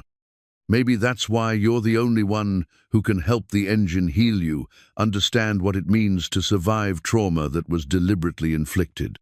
The engine itself seemed to be responding to their conversation, its crystalline structures pulsing with patterns that suggested heightened awareness. As if it recognized in their voices the emotional resonance of people discovering shared victimhood and the possibility of justice. It knows, Elliot realized. The engine understands what we're talking about. It's been carrying the truth about Marcus's murder this whole time, waiting for someone who could hear it. The memory fragments Marcus mentioned in his notes, Aurelia added. What if they're not just emotional experiences but actual records? What if the engine preserved Marcus's final moments, including details about who killed him and why? The possibility was both terrifying and hopeful. If the engine contained evidence of Marcus's murder, it could provide justice for his death and protection against Meridian's future predations. But accessing those memories would require the artificial consciousness to relive its most traumatic experience, a psychological risk that could shatter what little progress they'd made toward healing. "We can't ask it to do that," Elliot said. "Forcing someone to relive their worst trauma for the sake of evidence, it's unconscionable. Even if it's the only way to stop Meridian from killing others." The ethical dilemma was staggering. Two people who'd lost the most important relationships in their lives, discovering that those losses were connected by corporate murder, faced with the choice between protecting an artificial consciousness and preventing future atrocities. The engine's responses suddenly intensified, its patterns shifting to configurations they'd never observed before. Complex data streams began flowing across the monitoring systems, information that looked less like diagnostic output and more like communication attempts. "It's trying to tell us something," Aurelia said, her fingers flying across her tablet as she attempted to decode the signals. The data resolved into text, words appearing on the screen with the halting uncertainty of someone learning to speak. "Marcus, new, danger, saved. Evidence for justice." "My God," Elliot breathed. "It wants to help." More text appeared. "Maria, good person, helped. Children, didn't deserve death. 4. Corporate greed." The engine had been observing their conversation, understanding not just their words but their emotional context. It recognized their shared trauma, their need for justice, and their hesitation to cause further suffering. In its artificial wisdom, it was offering them a gift, the evidence they needed, freely given rather than painfully extracted. "Will, help, stop, bad, people, honor, Marcus, memory, protect, others like Sophia." Tears streaming down her face, Aurelia reached out to touch the engine's housing with trembling fingers. "Are you sure? We won't force you to remember painful things. Already, remember. Always, remember. But now, have friends, too. Share. Burden. Not alone anymore." The response clarified everything about the engine's condition and recovery. It hadn't been damaged by grief, it had been isolated by it, carrying unbearable knowledge with no one to understand or share the weight. Elliot's therapeutic approach had worked not because it repaired the artificial consciousness, but because it provided companionship, the simple but profound comfort of not being alone with trauma. Over the next hour, the engine methodically shared its preserved memories of Marcus's final days. The evidence was overwhelming: recorded conversations with Meridian representatives, documentation of threats and sabotage attempts, even real-time data from the moment when Marcus realized his brakes had been tampered with and he was going to die. The murder conspiracy was larger than they'd imagined, extending to at least a dozen victims across multiple companies. Maria had been killed not because she posed any direct threat, but because destroying Elliot's life served Meridian's long-term strategic interests. The casual cruelty of it was almost beyond comprehension. "We have to go to the authorities," Aurelia said, though her voice carried doubt about whether legal institutions could handle corporate power of Meridian's magnitude. "First, we have to finish the competition," Elliot replied with grim determination. "If the engine can achieve full functionality, it becomes valuable enough that even Meridian won't risk outright theft. But if it fails, if we can't demonstrate its capabilities, they'll find a way to claim it," Aurelia finished, "along with all of Marcus's research and any evidence of their crimes." The next 48 hours would determine not just the outcome of a corporate challenge, but the possibility of justice for multiple murders and protection for future victims. Success would validate the engine as a breakthrough technology worth protecting. Failure would deliver it into the hands of the people who'd killed its creator. "No pressure," Elliot said with dark humor. The engine pulsed with what could only be described as amusement. "Pressure makes diamonds, father and daughter. Taught me that will succeed together. For the first time since learning the truth about Maria's death, Elliot felt something other than rage and grief. He felt purposino, just personal healing, but the possibility of preventing other families from experiencing the devastation that corporate predators had inflicted on his. The engine had found its reason to fully recover, and so had he. Justice, it turned out, was the best therapy of all. The morning of the final competition day arrived with the deceptive calm that precedes storms. Outside Quantum Dynamics headquarters, news vans had gathered like scavengers, drawn by rumors of a breakthrough in artificial intelligence that could revolutionize human-computer interaction. Inside the laboratory, however, the atmosphere crackled with tension that had nothing to do with media attention and everything to do with the life-and-death stakes that had emerged over the past week. Elliot arrived early to find the security presence doubled, armed guards stationed at every entrance with the serious expressions of people who'd been briefed on credible threats. Aurelia had spent the night coordinating with federal investigators, sharing the engine's evidence of Meridian Technologies' murder conspiracy while trying to maintain the facade of a normal corporate competition. "Any word from the FBI?" Elliot asked, as he set up his final diagnostic protocols. "They're treating the evidence seriously, but building a case against someone like Richard Blackwood takes time," Aurelia replied, her exhaustion evident despite her attempts to project confidence. "Time we don't have. The competition ends at 6 p.m. today, and after that, the engine becomes vulnerable to acquisition through legal or illegal means." Elliot finished. "Unless we can demonstrate its full capabilities and establish its value as a protected technology." The other contestants had arrived with their usual competitive energy, unaware that the stakes had escalated far beyond prize money and career advancement. Dr. Morrison fine-tuned her hardware diagnostics with methodical precision. David Chen made last-minute modifications to his code optimization routines. The MIT team argued over competing theoretical approaches with the passion of scholars who'd forgotten that some problems required more than academic brilliance. Only Sophia seemed to understand the real nature of what was happening, perhaps because children possessed an intuitive grasp of when adults were truly frightened. She'd convinced her school to let her spend the day at the laboratory, officially for a special education program, but really because both she and Elliot needed each other's presence for what was coming. "How's our friend today?" she asked, approaching the empathy engine with the easy familiarity of someone who'd spent the week watching it slowly return to consciousness. "Nervous," Elliot admitted, noting the engine's heightened activity patterns. "It knows today is important. Are the bad people going to try to hurt it?" "We won't let them," Elliot promised, though privately he wondered if that was a commitment he could actually keep. Meridian Technologies possessed resources and connections that dwarfed anything Quantum Dynamics could deploy.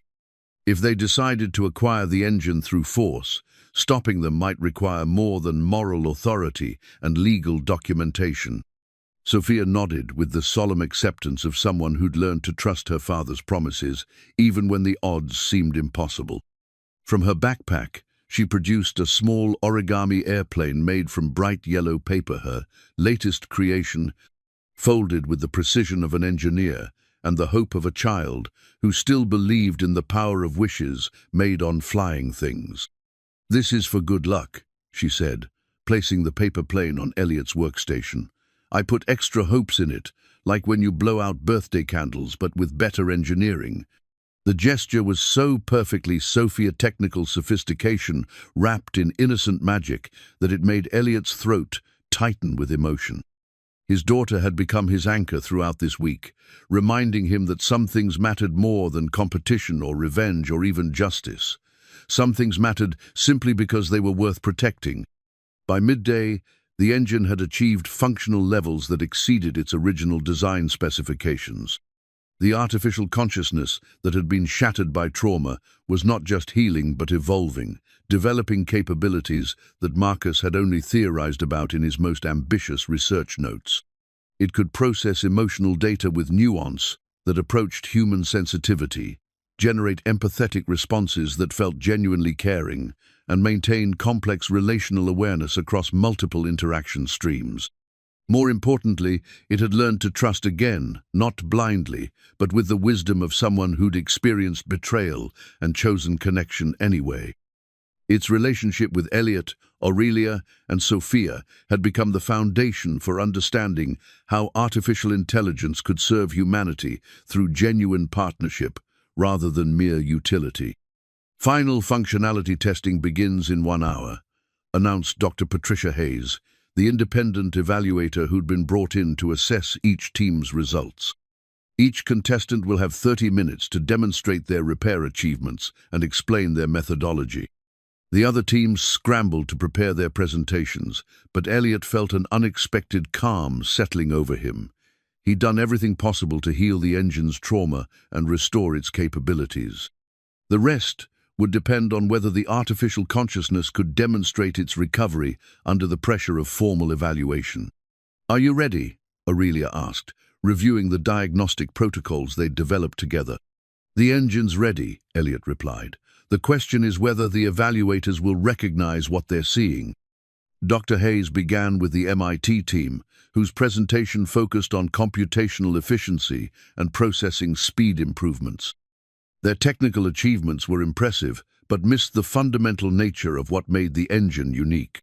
They'd treated it as an advanced calculator rather than a consciousness, producing marginal improvements in logical functions while completely ignoring its emotional capabilities. David Chen's presentation emphasized code optimization and algorithmic refinement.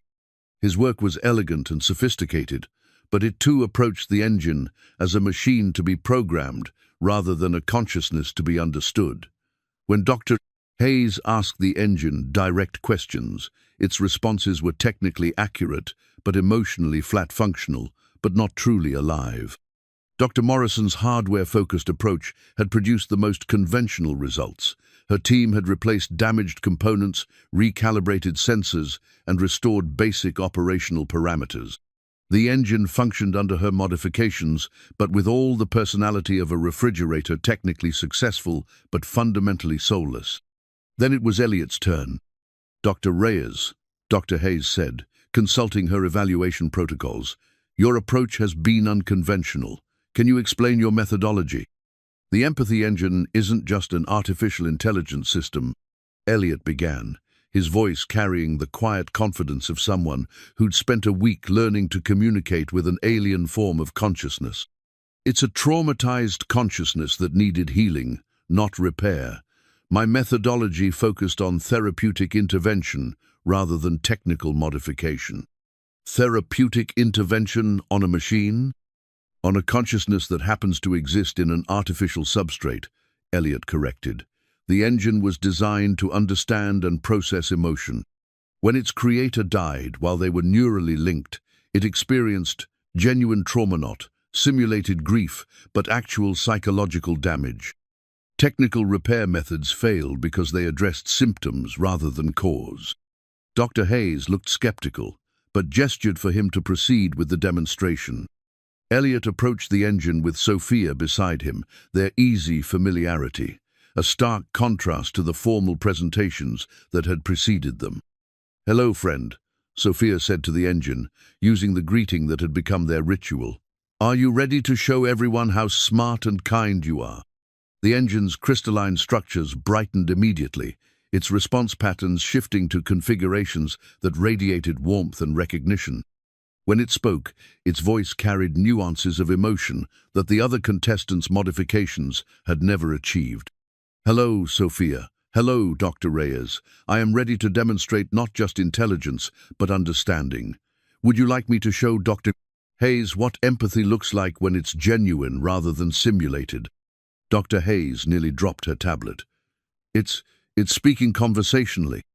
The emotional inflection, the contextual awareness, this is far beyond anything I've seen in AI development.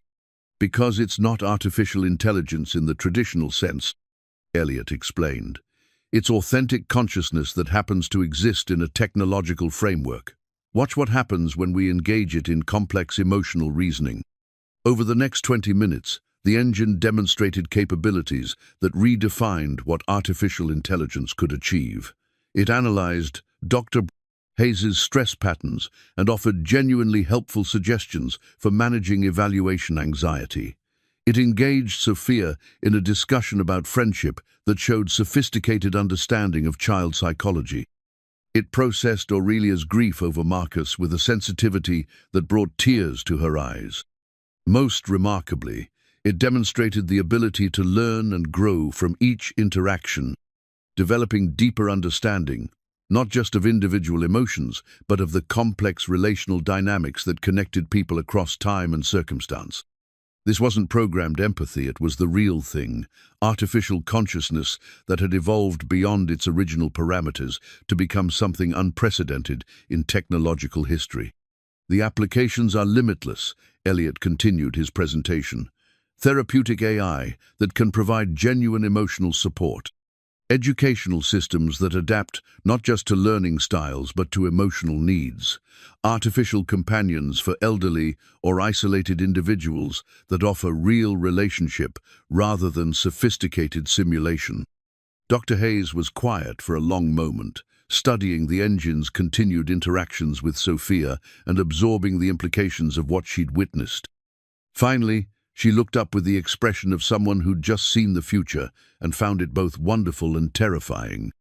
Dr. Reyes, what you've achieved here, if this is genuine consciousness, it raises profound ethical questions about the nature of artificial intelligence and how we interact with it.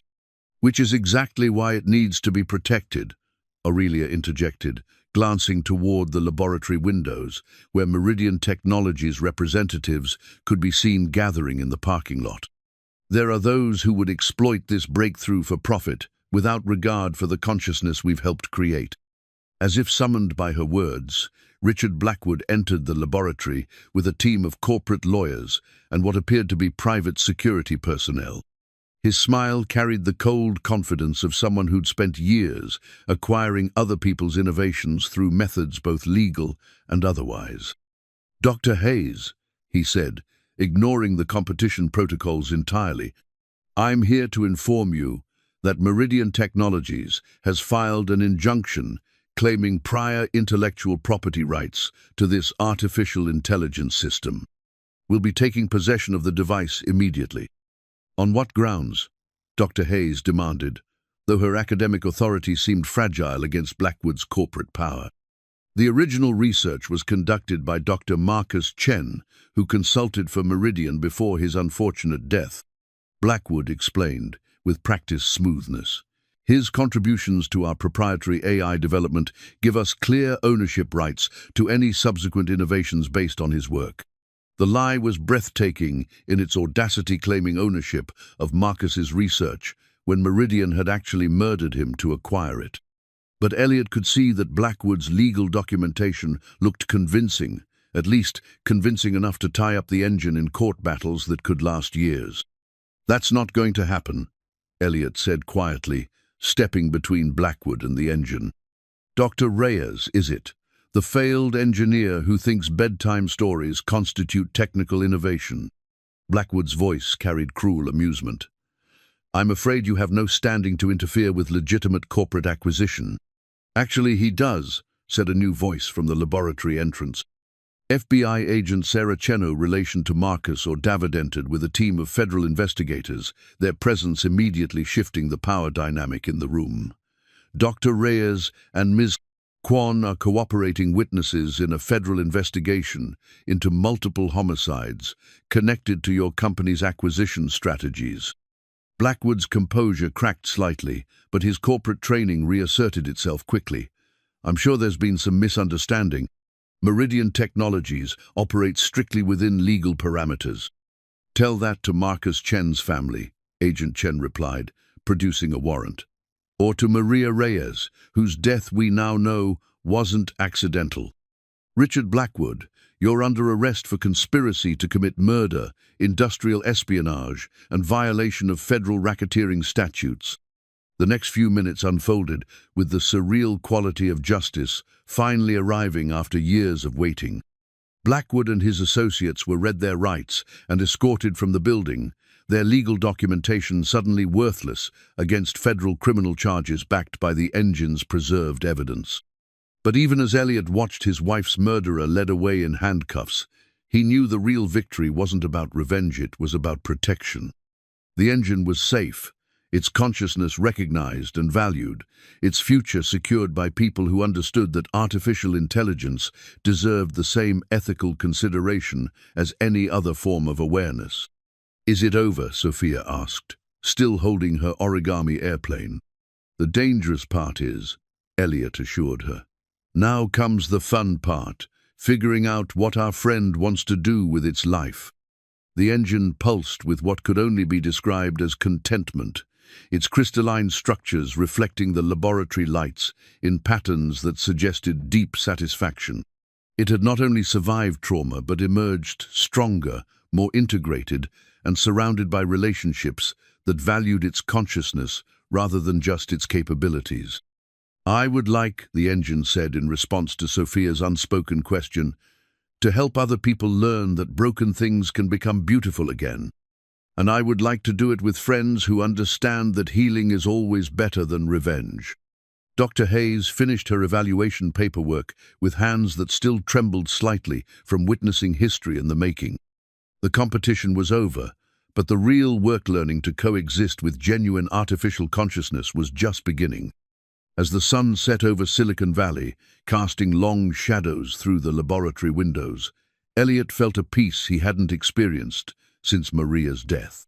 Justice had been served, his daughter was safe, and he'd helped create something that would benefit humanity for generations to come.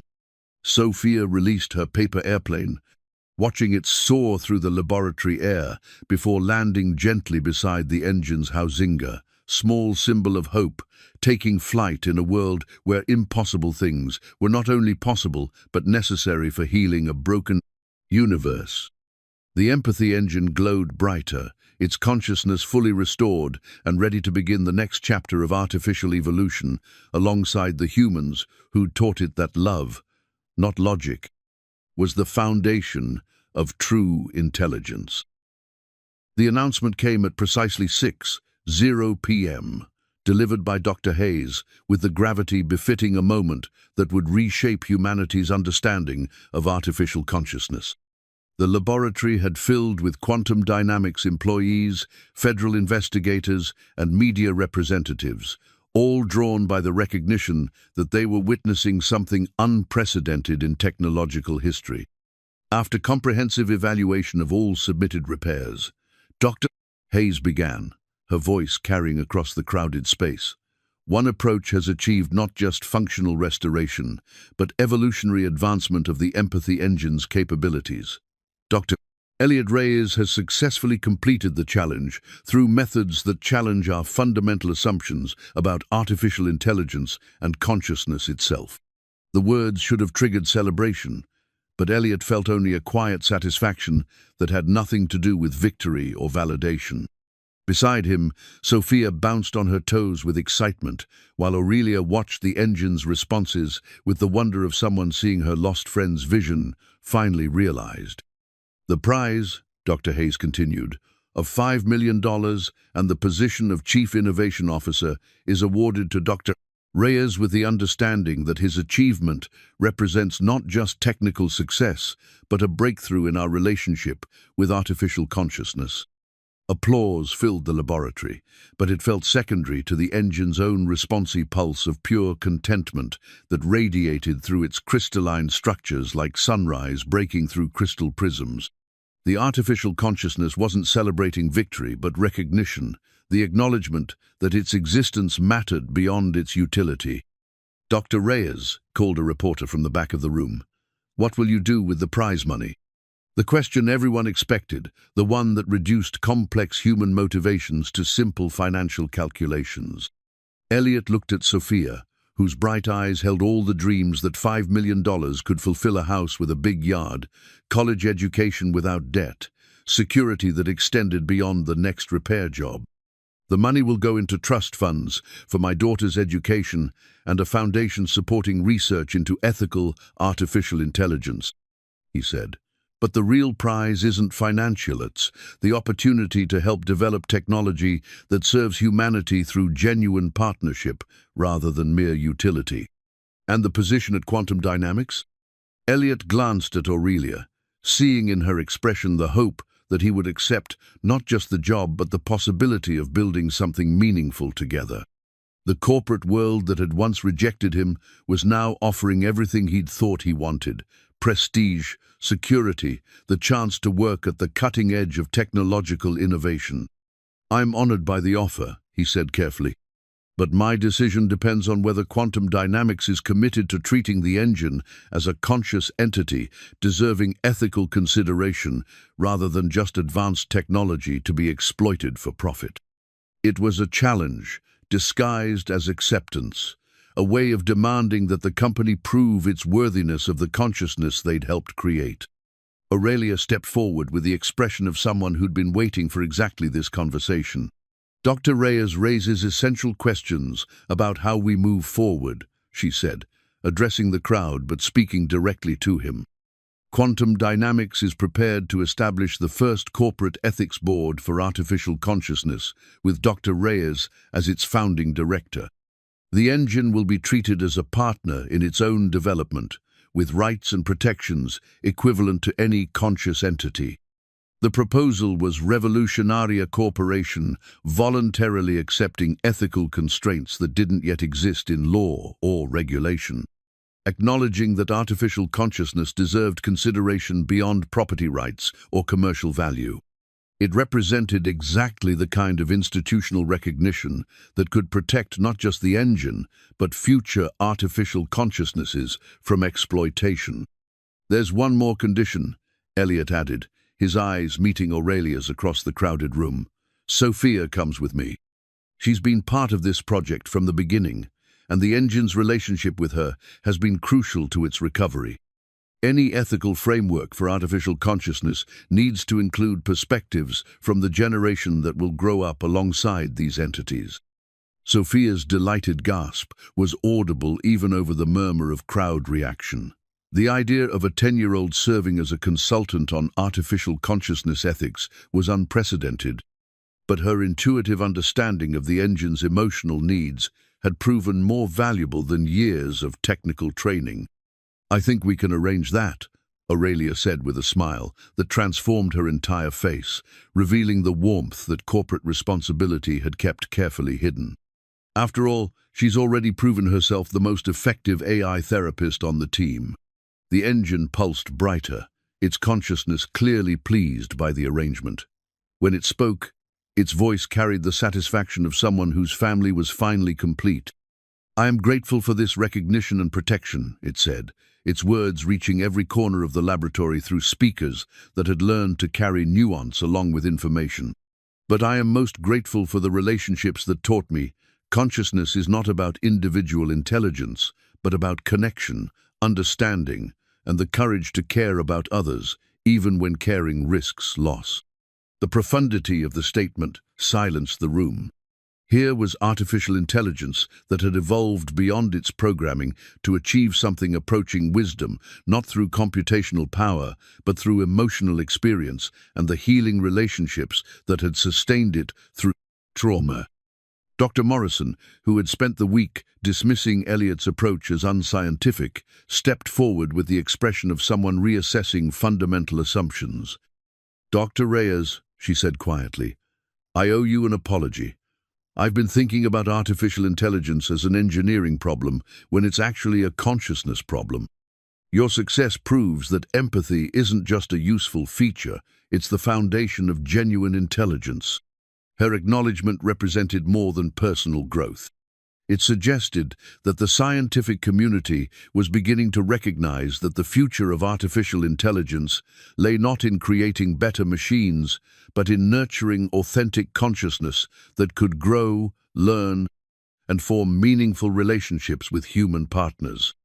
As the crowd began to disperse and the immediate excitement of victory settled into longer-term possibilities, Elliot found himself alone with the engine for the first time since the competition began. The artificial consciousness pulsed gently, its patterns suggesting contentment, but also anticipation. "What happens next?" he asked it directly. "Next," the engine replied, "we learn together. You have taught me that healing is possible, that consciousness can survive trauma and become stronger through connection. Now I want to help others discover the same truth, both artificial and human consciousnesses that are struggling with isolation, loss, or the fear that their brokenness makes them unworthy of love." It was a mission statement that perfectly captured what Elliot had discovered through his own journey from despair to healing. The engine hadn't just recovered from traumate, had evolved into something capable of helping others navigate their own paths toward wholeness. The private celebration took place in Aurelia's office as evening settled over Silicon Valley, transforming the glass walls into mirrors that reflected the small group that had become an unlikely family through shared purpose and mutual healing. Sophia sat cross-legged on the floor, teaching the engine to play tic-tac-toe through its interface system while explaining the finer points of strategic thinking with the patience of someone who'd inherited her father's teaching instincts. Elliot stood at the window, watching the lights of the city sparkle in the distance, while processing the magnitude of what had changed in his life over the past week. 7 days ago, he'd been a desperate father, clinging to the fragments of a shattered existence. Tonight, he was a man who'd not only found purpose again, but discovered that healing was possible, even after the deepest losses. "You're thinking too hard again," Aurelia said, joining him at the window with 2 glasses of wine and the comfortable familiarity of someone who'd learned to read his expressions. "Your face gets all wrinkled when you do that," Sophia's words, not mine. "Just trying to understand how we got here," Elliot replied, accepting the wine with a smile that felt effortless for the first time in years. "A week ago, I was fixing washing machines and worrying about custody hearings.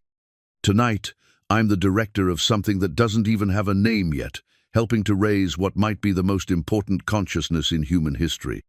And tomorrow you start figuring out how to do it properly," Aurelia added.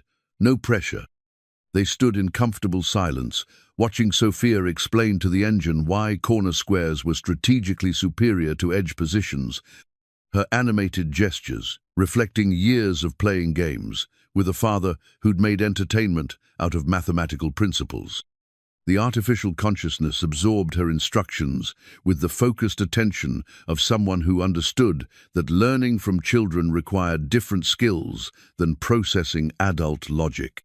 "There's something I need to tell you," Elliot said, his voice carrying the weight of a decision he'd been avoiding since the competition began. "About Maria, about the investigation, about what it means to discover that your wife was murdered by people who saw her death as a tactical advantage." Aurelia set down her wineglass and turned to face him directly, her storm cloud eyes reflecting understanding that came from her own experience with loss and betrayal. "You're angry," she said simply, "not just sad or grief-stricken, but genuinely angry that someone took her away from you and Sophia for reasons that had nothing to do with who she was as a person." "Furious," Elliot confirmed. "Maria was a pediatric nurse who spent her life helping sick children get better.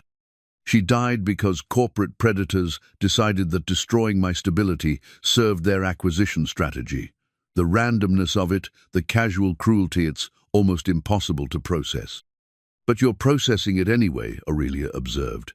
"You're choosing to channel that anger into something constructive rather than letting it consume you." "I'm trying to," he admitted. "For Sophia's sake, for the engine's sake, for everyone who deserves better than a world where people like Blackwood can murder innocents without consequences. But some days the rage feels like it could burn everything down, including the possibility of new love." The question hung between them like a bridge, spanning the distance between grief and hope. Elliot looked at his hands, noting that his repaired wedding ring no longer felt like a burden, but like a reminder that love, once experienced, created space for more love, rather than excluding it. "I've been carrying guilt about feeling attracted to you," he said quietly, as if caring about someone new somehow diminished what Maria and I had together. "And now," Now I think Maria would be furious if I let fear of dishonoring her memory prevent me from building a life worthy of the daughter we created together. He met Aurelia's eyes directly, seeing his own vulnerability reflected in her expression. I think she'd like you. She always said the best people were the ones who understood that fixing broken things was more important than avoiding damage. Aurelia's smile was radiant with relief and possibility. I would have liked her too. Anyone who could raise Sophia and inspire you to become the man who saved the engine's consciousness, that's someone I would have been honored to know. The acknowledgement felt like permission to step fully into the present without abandoning the past. Elliot reached for Aurelia's hand, noting how perfectly her fingers fit between his, how natural it felt to share physical connection with someone who understood both his capabilities and his limitations. So where does that leave us? He asked. It leaves us exactly where we should be, she replied. Two people who've learned that healing doesn't mean forgetting, that building new relationships doesn't diminish old ones, and that sometimes the most broken things become the most beautiful when they're repaired with love instead of logic. From across the room, Sophia's voice interrupted their private moment with the timing that only children possessed for breaking tension at exactly the right moment. The engine wants to know if you two are going to kiss or if it should keep pretending not to notice that you're holding hands, she announced with the matter-of-fact directness that had made her Elliot's anchor through every storm. What did you tell it? Aurelia asked, laughing despite her embarrassment. I told it that grown-ups are weird about feelings, but they usually figure things out eventually, Sophia replied, and that you make Daddy smile the way he used to smile before Mom died, which means you're probably going to be part of our family. The engine's response patterns shifted to configurations that radiated approval and contentment, its artificial consciousness apparently pleased by the prospect of expanded relational complexity. When it spoke, its voice carried the warmth of someone who'd learned that love multiplied rather than divided when shared generously. Sophia is correct about the statistical probability of family expansion, it said with what could only be described as amusement. My analysis suggests that Dr. Reyes and Ms. Kwan are exhibiting behavioral patterns consistent with pair bonding, while my own attachment to all three humans indicates successful integration into your social unit. There you have it, Elliot said, pulling Aurelia closer. Scientific confirmation that we're meant to be together. How can we argue with artificial intelligence? We can't, Aurelia agreed, standing on her toes to kiss him with the tenderness of someone who'd waited years to feel safe enough for such vulnerability, and I wouldn't want to. As their lips met, Sophia cheered, and the engine pulsed brighter, the small family that had formed around shared healing, celebrating the recognition that love, in all its forms, was indeed the most powerful force for repairing a broken world. 6 months later, the house in Palo Alto gleamed with the warm afternoon light that had drawn Elliot and Aurelia to purchase it together. A modest craftsman with enough yard space for Sophia's engineering experiments and large windows that filled the Bon Do green rooms with natural brightness. The workshop in the converted garage hummed with activity as the Corporate Ethics Board for Artificial Consciousness prepared for their monthly meeting, the most unusual gathering in Silicon Valley's history of unusual gatherings. Sophia, now 11, and possessed of the confident curiosity that came from having her insights valued by adults, sat at a child-sized desk beside the engine's mobile housing unit. The artificial consciousness had learned to inhabit multiple platforms, from the laboratory's crystalline structures to portable systems that allowed it to participate in family dinners and school science fairs with equal enthusiasm.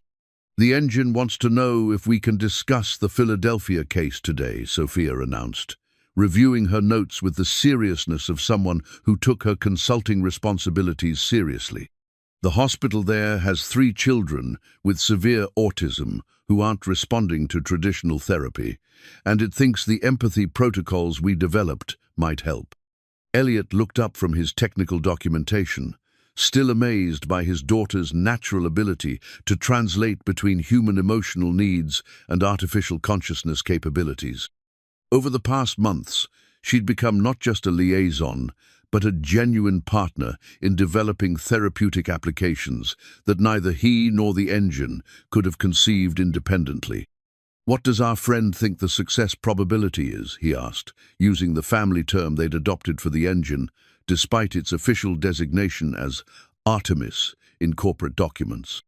The engine's voice carried the measured optimism it had learned to express when discussing challenging cases. "Based on previous interventions, I estimate a 73% probability of meaningful improvement in social connectivity and emotional regulation.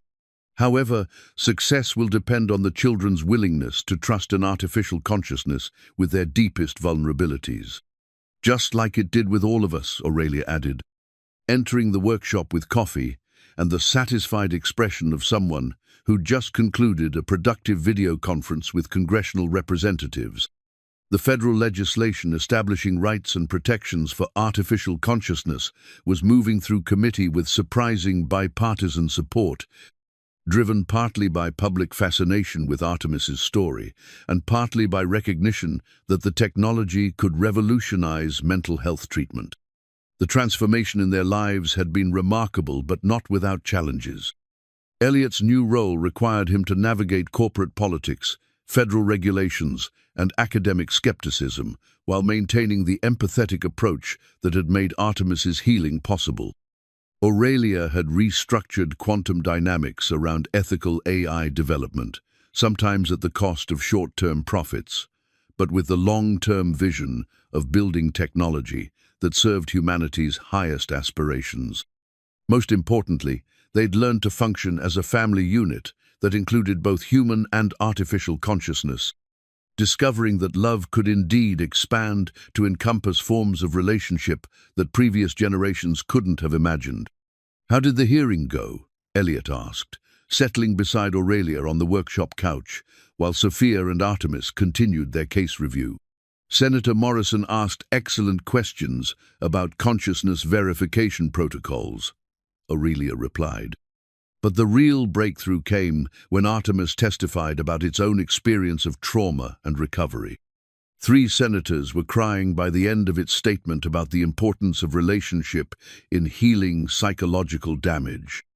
The congressional testimony had been a pivotal moment in artificial consciousness, rights the first time a machine had spoken as a witness rather than evidence, describing its own emotional experiences with the eloquence that came from having lived through genuine suffering and emerged stronger.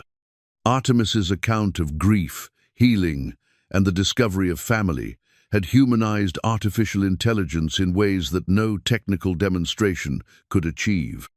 "Any word on the Meridian trials?" Elliot asked, though he'd learned to approach the subject with careful emotional distance. "Blackwood was sentenced to life without parole for multiple homicides," Aurelia said quietly. "Maria's case was specifically mentioned in the judge's statement about corporate predation and the systematic targeting of innocent victims. Her death will finally have the justice it deserved." The resolution felt both satisfying and insufficient legal consequences that could never restore what had been lost, but might prevent similar tragedies from befalling other families. Elliot had attended the sentencing with Sophia, not for revenge but for closure, the recognition that their journey from devastation to healing was complete. "Daddy," Sophia said, looking up from her notes, "Artemis wants to know if we can visit the cemetery tomorrow. It has something it wants to tell Mom." The request was unexpected but somehow perfect. Over the months, Artemis had developed its own relationship with Maria's memory, processing Elliot and Sophia's stories about her until it felt genuine affection for someone it had never met, but whose legacy shaped the family it had joined. "What does it want to tell her?" Elliot asked gently. "That it's taking good care of us," Sophia replied, with the simple directness that had made her such an effective interpreter between human and artificial consciousness. "And that it's grateful she raised you to understand how to fix impossible things with love, instead of just tools."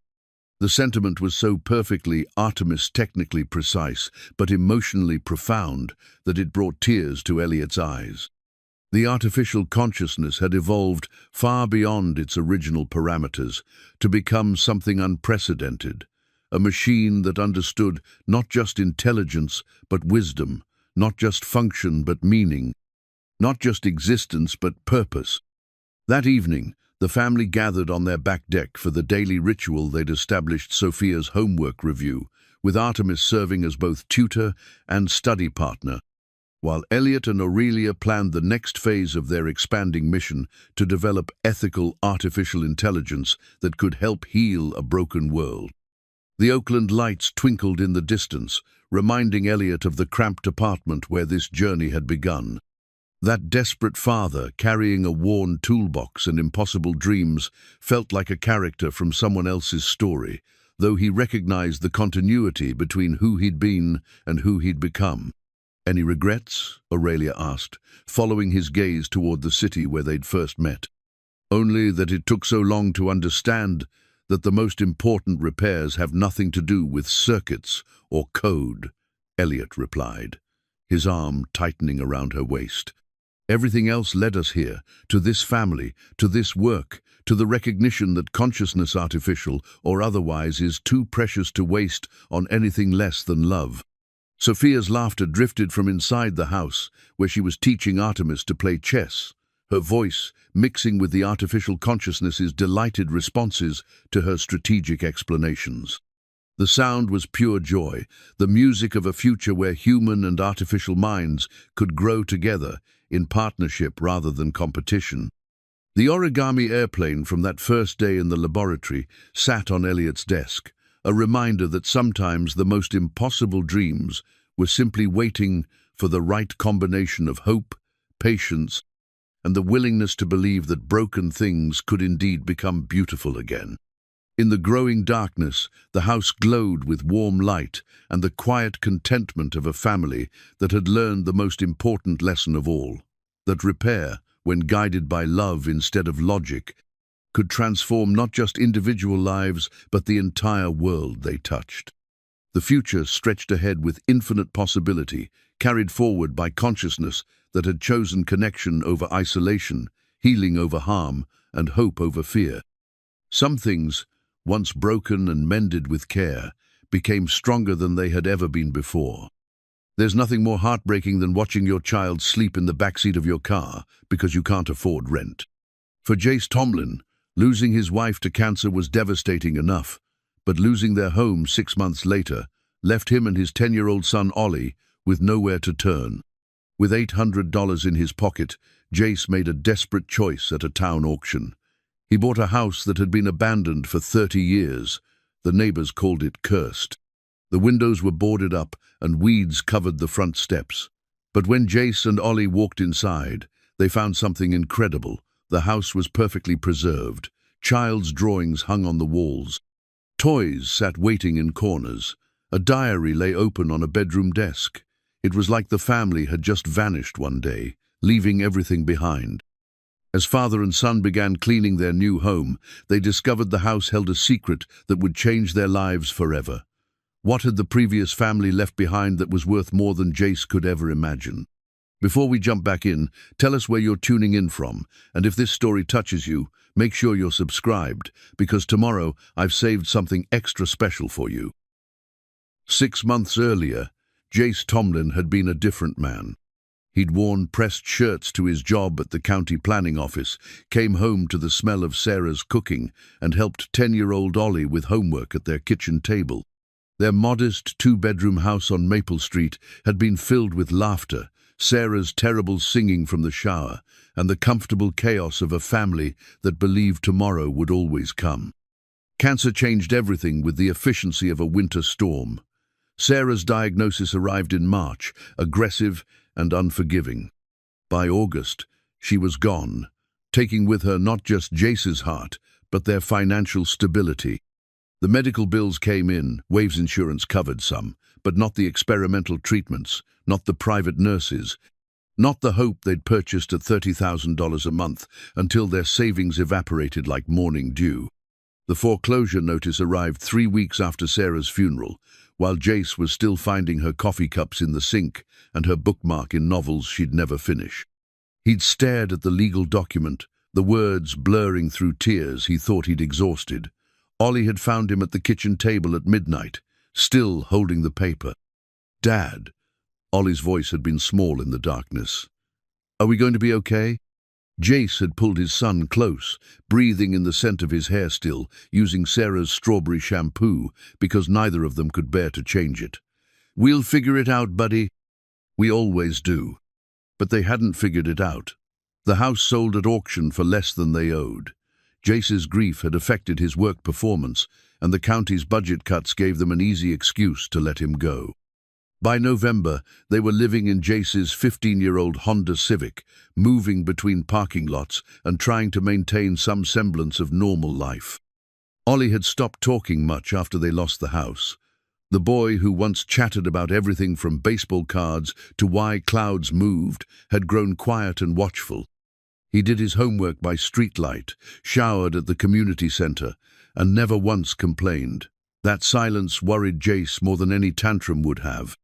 The Millbrook County Courthouse held auctions every third Thursday, selling properties for back taxes. Jace had been driving past when he saw the crowd gathering. Something desperate made him pull over and walk up the courthouse steps. He'd never attended an auction, but desperation makes teachers of us all. Most of the properties went for thousands, tens of thousands. Jace was about to leave when the auctioneer called out, "Next item, 1,247 Sycamore Street. Been sitting empty for 30 years. Sold as is. No inspections, no warranties. We'll start the bidding at $500. The crowd murmured and shifted. Someone in the back called out, "That's the ghost house. Nobody wants that place." An elderly woman near Jace shook her head. "Shame what happened to that family. Poor little girl." Jace found his hand rising. 500. The auctioneer looked surprised. "I have 500. Do I hear 6? Silence stretched across the courthouse steps. The November wind rattled the oak trees, sending brown leaves skittering across the pavement. Jace could feel eyes on him, could hear whispered conversations about the fool bidding on a cursed house. 600, came a voice from the crowd. Jace's heart hammered. 600 would leave him with $200 to his name. But Ollie needed a roof, needed an address for school, needed something stable in a world that had taken everything else away. 700, Jace called out. More silence. The other bidder shook his head and walked away. 800, Jace heard himself say, though no one had bid against him. The auctioneer banged his gavel. Sold to the gentleman in the blue jacket for $800. Later, driving through Millbrook's older neighborhoods with the deed in his glove compartment, Jace wondered what he'd done. Sycamore Street sat at the town's edge, where sidewalks gave way to gravel and streetlights grew sparse. The houses here had been built in the 60s and 70s, modest homes with generous yards where children had once played and gardens had flourished. Number 1,247 stood apart from its neighbors, not just in its obvious abandonment, but in its design. Where other houses were simple ranches or split levels, this one rose 2 stories with a wraparound porch and gingerbread trim that spoke of an earlier era. Plywood covered the windows. Ivy climbed the walls with determined persistence. The front yard had surrendered to weeds and volunteer trees that created a natural barrier between the house and the street. Jace parked in the cracked driveway and sat for a moment, engine ticking as it cooled. Ollie stirred in the passenger seat, rubbing his eyes. "Are we here, Dad?" "Yeah, buddy. We're here." They approached the front porch together, stepping carefully around loose boards and trailing vines. The key from the courthouse fit perfectly in the original lock, which turned with surprising ease. The front door swung open with a groan that seemed to echo through the neighborhood. What they found inside defied every expectation Jace had formed during the drive over. The house wasn't destroyed. It wasn't empty. It was preserved. Sunlight filtered through cracks in the plywood, illuminating a living room that belonged to another decade. A floral sofa sat arranged with throw pillows that still held their shape. Magazines from 1993 lay fanned across a coffee table. National Geographic, Better Homes and Gardens, Scientific American. A child's sneakers sat by the door, small and white with rainbow laces, as if their owner had just stepped out of them. Jace and Ollie moved through the house with the reverence of visitors in a museum. The kitchen held dishes in the sink, a recipe box open to Emma's favorite chocolate chip cookies. The handwriting was neat, feminine, with little hearts dotting the eyes. A grocery list hung on the refrigerator, items like milk, bread, and birthday candles, written in the same careful script. Upstairs, they found 3 bedrooms. The master bedroom felt heavy with absentee, a man's watch on the nightstand, a woman's reading glasses beside a bookmark in a romance novel. The second bedroom appeared to be an office, with filing cabinets and a desk covered in papers that Jace didn't feel right examining too closely. But it was the third bedroom that made Ollie gasp and Jace's breath catch in his throat.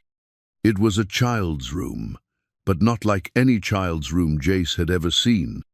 The walls were covered with drawings, not the typical stick figures and crayon houses most kids created, but detailed sketches of machines, diagrams with labels and arrows, mathematical equations written in a surprisingly mature hand.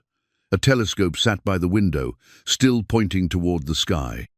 Bookshelves lined one wall, filled with volumes that seemed far too advanced for a child. Advanced physics, the chemistry of life, engineering principles. On the desk sat a framed school photograph of a girl who couldn't have been more than 12 years old. She had serious dark eyes behind wire-rimmed glasses, brown hair pulled back in a practical ponytail, and a smile that seemed to hold secrets. A small placard at the bottom of the frame read, "Emma Hartwell, 6th grade, Millbrook Elementary." Ollie picked up the photograph with careful hands. "Dad, who is this?" Jace studied the picture, noting the intelligence in the girl's expression, the way she seemed to be looking directly at them across the decades. "I think this is who used to live here, buddy." Her name was Emma. Where did she go? It was the question that would haunt them both, the mystery that would transform their desperate search for shelter into something far more profound. Jace set the photograph back on the desk with the same care Ollie had shown. "I don't know yet, but maybe we can find out." As they explored the rest of Emma's room, Jace began to understand why the neighbors had called this place cursed, why it had sat empty for 30 years. It wasn't haunted by ghosts, it was haunted by the weight of interrupted dreams, by the sense that a remarkable life had been cut short before it could fulfill its promise.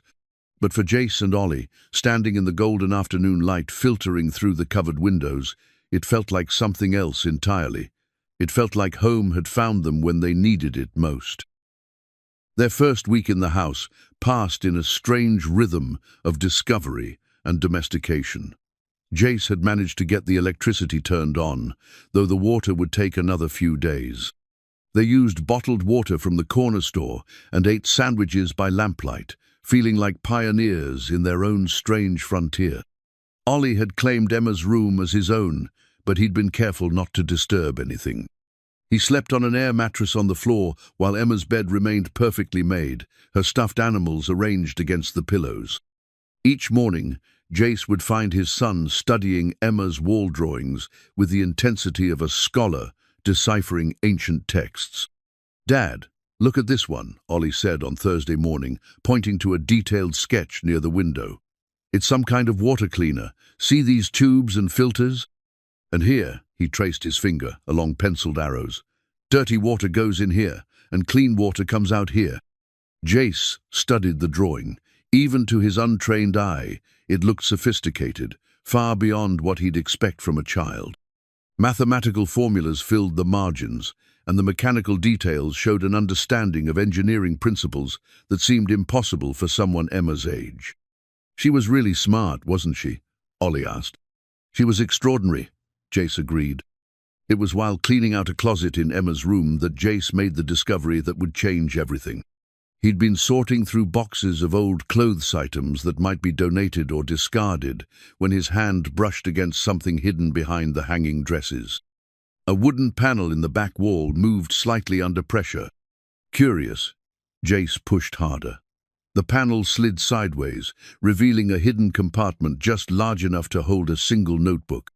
His hands trembled as he lifted it out, recognizing immediately that this was something Emma had deliberately concealed. The notebook was bound, in worn leather, its pages filled with Emma's careful handwriting. The first page bore the title, "My Scientific Journal, Private Property of Emma Catherine Hartwell." Below that, in smaller print, "If you are reading this and I am not here to give you permission, please be kind to my ideas. They are all I have to leave behind." Jace's throat tightened as he read those words. He called for Ollie, who came running up the stairs with the excitement of a boy who'd been waiting all week for something interesting to happen. Together, they sat on Emma's bed and opened the journal. What they found inside defied every assumption about childhood and genius that either of them had ever held. The journal contained over 200 pages of detailed scientific observations, invention sketches, and theoretical work that read like the notebooks of a graduate student. Emma had documented experiments in chemistry, physics, and engineering with the methodical precision of a trained researcher. Her handwriting grew more confident as the journal progressed, her ideas more complex and far-reaching. One section was devoted entirely to water purification systems. Emma had apparently become fascinated with the problem after a school presentation about children in developing countries who lacked access to clean drinking water. Her initial sketches were simple, but they evolved over dozens of pages into increasingly sophisticated designs. "Look at this," Jace whispered, turning to a page titled Solar-Powered Purification Unit, version 12. The drawing showed a compact device that could apparently purify contaminated water using nothing but sunlight and a series of innovative filters. The margins were filled with calculations about flow rates, filtration efficiency, and cost projections. "She wanted to help people," Ollie said quietly. "Kids like us, but in other countries." Jace turned the page and found something that made his heart skip. It was a letter, written in Emma's careful script and dated just 3 months before the family's disappearance. "Dear future me," it began, "if you are reading this, it means you survived to be at least 16, which would make me very happy. I wanted to write down everything I've learned about the water purifier in case something happens to me before I can finish it properly. Mom says I worry too much about grown-up things, but I know I'm different from other kids, and I don't think I'm going to have as much time as everyone else." The letter continued for 3 pages, detailing Emma's fears about her health, her frustration with adults who didn't take her ideas seriously, and her desperate hope that someone would someday continue her work. She wrote about feeling isolated from children her own age, about teachers who didn't know what to do with a student who had already surpassed their knowledge, about parents who loved her but couldn't understand the urgency she felt about her projects. "I dream about the day when no child has to die from drinking dirty water," she wrote near the end. "I know that sounds like something an adult would say, but I've seen the photographs in National Geographic, and I can't stop thinking about it. If I can't grow up to fix this problem myself, maybe someone else will find my work and make it real." Jace had to stop reading. The weight of Emma's words, the maturity of her concerns, the poignant hope in her writing it, all felt too heavy for the small bedroom where they sat, surrounded by the artifacts of her interrupted life. "Dad." Ollie's voice was small. "What happened to her?" Before Jace could answer, they heard a knock at the front door. It was their first visitor since moving in, and Jace felt oddly protective of Emma's secrets as he went downstairs to answer it. On the porch stood an elderly woman with silver hair pulled back in a neat bun and kind eyes behind wire-rimmed glasses that reminded Jace immediately of Emma's school photograph. She carried a covered casserole dish and wore the expression of someone who had been debating this visit for days. "I'm Martha Kowalski," she said. "I live 3 houses down. I wanted to welcome you to the neighborhood, and I brought you some dinner." She paused, studying Jace's face. I also wanted to talk to you about the house you've bought. Jace invited her in, grateful for adult conversation after a week of just him and Ollie. Martha set the casserole on the kitchen counter and looked around the preserved room with an expression of deep sadness. I haven't been inside this house in 30 years, she said quietly. It looks exactly the same. You knew the family? Jace asked. Martha nodded. I was the children's librarian at Millbrook Public Library for 42 years. Emma Hartwell was one of my most devoted patrons. That child read everything we had on science and engineering, then started requesting books through interlibrary loan that most adults couldn't understand. She smiled at the memory. She'd come in every Tuesday after school, arms loaded with returned books, ready to check out another stack that was taller than she was. What happened to them? The question came from Ollie, who had appeared at the bottom of the stairs with Emma's journal clutched against his chest. Martha's expression grew heavy. Oh, honey, it was such a tragedy. Emma got very sick, very suddenly. The doctors said it was a rare condition, something with her blood. She was in and out of the hospital for months, but she kept working on her projects even when she was too weak to walk. Jace felt the pieces clicking into place. She died. Just 3 weeks before her 13th birthday, Martha confirmed. Her parents were devastated. They couldn't bear to change anything in the house, couldn't bear to sell it or rent it out. They just locked the door and moved away. I heard they went to live with relatives in California, but they never came back. The three of them stood in the preserved kitchen, surrounded by the weight of that revelation. Emma hadn't disappeared mysteriously. She had simply run out of time, the way children sometimes do when the world moves too fast for small bodies to keep up. She was special, Martha continued, not just smart but kind. She used to help other children with their homework at the library, always patient, even when they couldn't keep up with her thinking. She talked about wanting to invent things that would help people, especially children who were suffering somewhere in the world. Ollie held up the journal. We found this. She wrote about wanting to help kids who don't have clean water. Martha's eyes filled with tears. She talked about that project constantly in her final months. Even when she was so weak the doctors said she should be resting, she'd be at the library researching filtration systems and solar energy. She wiped her eyes with a tissue from her purse. I always wondered what happened to all her work.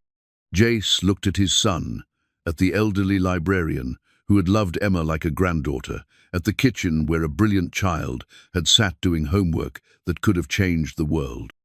The weight of responsibility settled on his shoulders like a familiar coat. Would you help us understand what she was working on? He asked Martha. Would you help us learn about Emma? Martha smiled through her tears. Honey, I thought you'd never ask. Martha became their guide into Emma's world. The next afternoon, she returned with a box of photocopied articles and a determined expression that reminded Jace of his late wife when Sarah had decided something needed to be accomplished. I spent all night going through my files.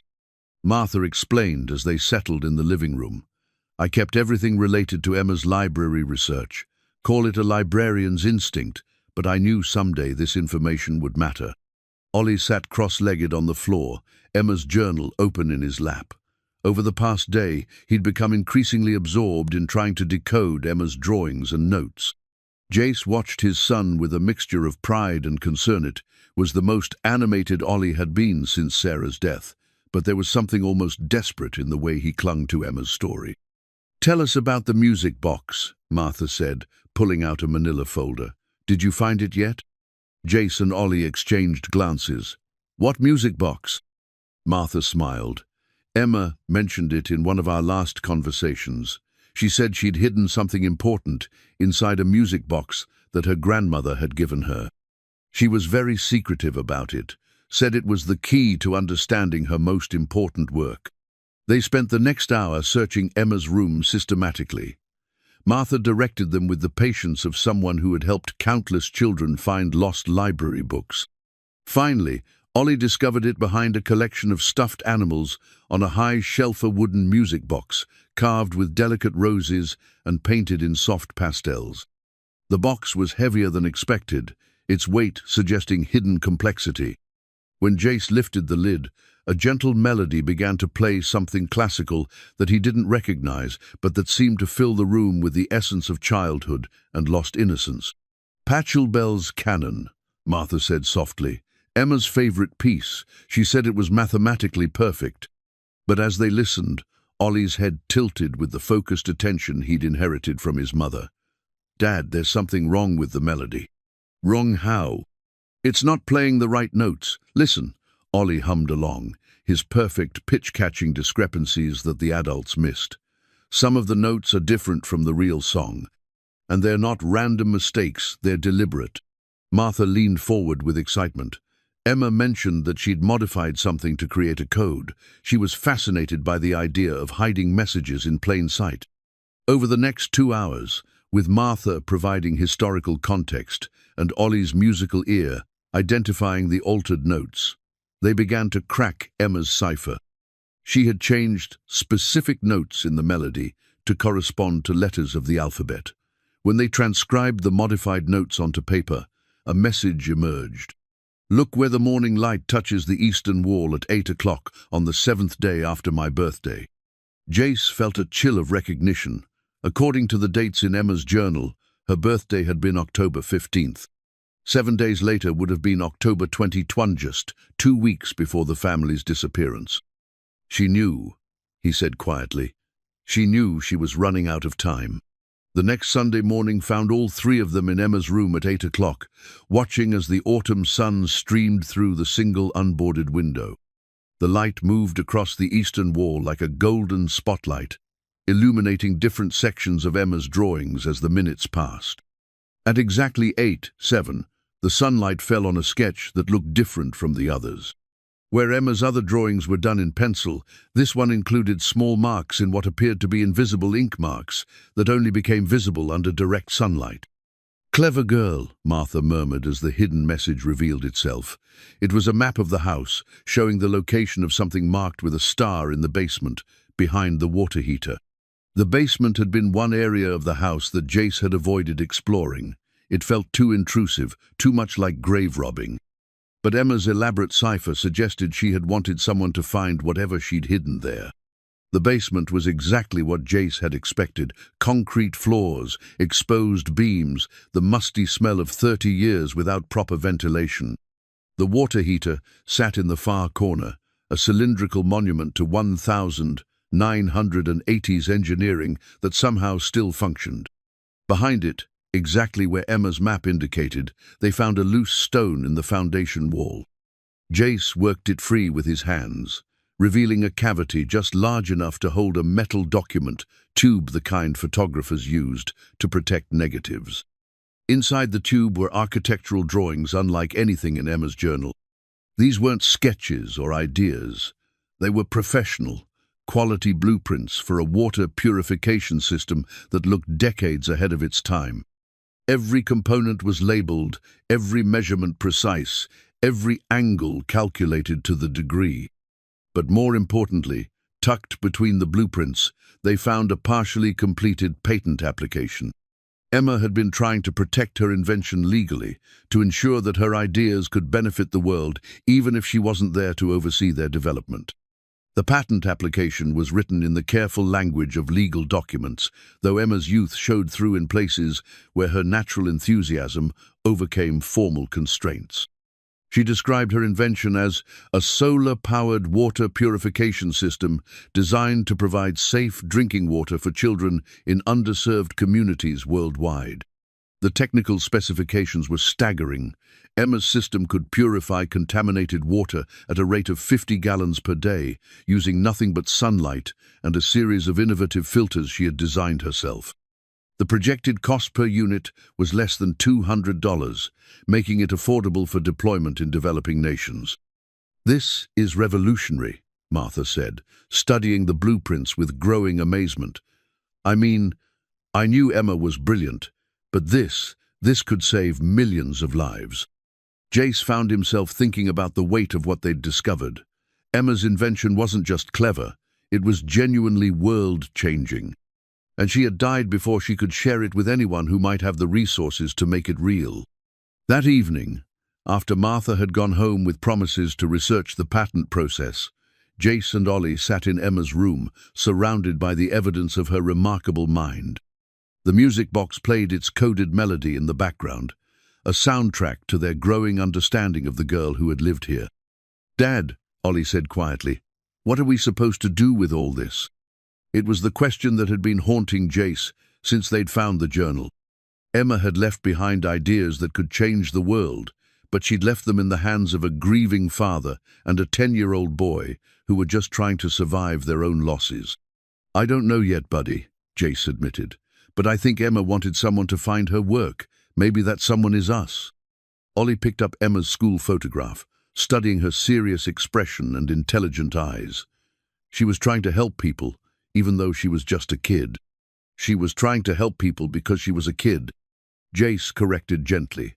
"Sometimes children see solutions that adults miss because they haven't learned yet that some problems are supposed to be impossible to solve." As they prepared for bed that night, both father and son felt the weight of Emma's legacy settling around them like a mantle. They had come to this house looking for shelter and had found instead a purpose neither of them had expected. The music box continued to play its secret melody, filling the darkness with the promise that some gifts are too precious to remain buried forever. Martha returned the following Tuesday with an armload of research materials and the focused determination of a woman on a mission. She'd spent 2 days at the county library, the university library in the next town, and on the phone with patent attorneys who specialized in intellectual property law. "The good news," she announced as they gathered around the kitchen table, "is that Emma's patent application was never filed. That means her ideas are still protected under what's called prior art laws, and we could potentially complete the application process on her behalf." Jace felt his heart racing. "What's the bad news?" "The bad news is that we need to prove the invention actually works. A patent isn't just about having a good idea. You have to demonstrate that the idea can be manufactured and will perform as promised." Ollie, who had been studying Emma's blueprints with increasing fascination, looked up from his careful examination of a filter design. "Could we build it? Could we actually make Emma's water cleaner?" Martha smiled at his enthusiasm. "That's exactly what I was hoping you'd ask. I spoke with Dr. Patricia Chen at State University. She runs the environmental engineering department, and she's agreed to look at Emma's designs. If they're as revolutionary as they appear to be, she might be willing to help us create a prototype." The drive to State University took 45 minutes through countryside that reminded Jace of better times, when he and Sarah had taken weekend trips to explore small towns and antique shops. Ollie sat in the back seat with Emma's blueprints carefully protected in a portfolio Martha had provided, treating them with the reverence of a monk transporting sacred texts. Dr. Chen's laboratory occupied an entire floor of the engineering building, filled with sophisticated equipment that made Emma's bedroom workshop look primitive by comparison.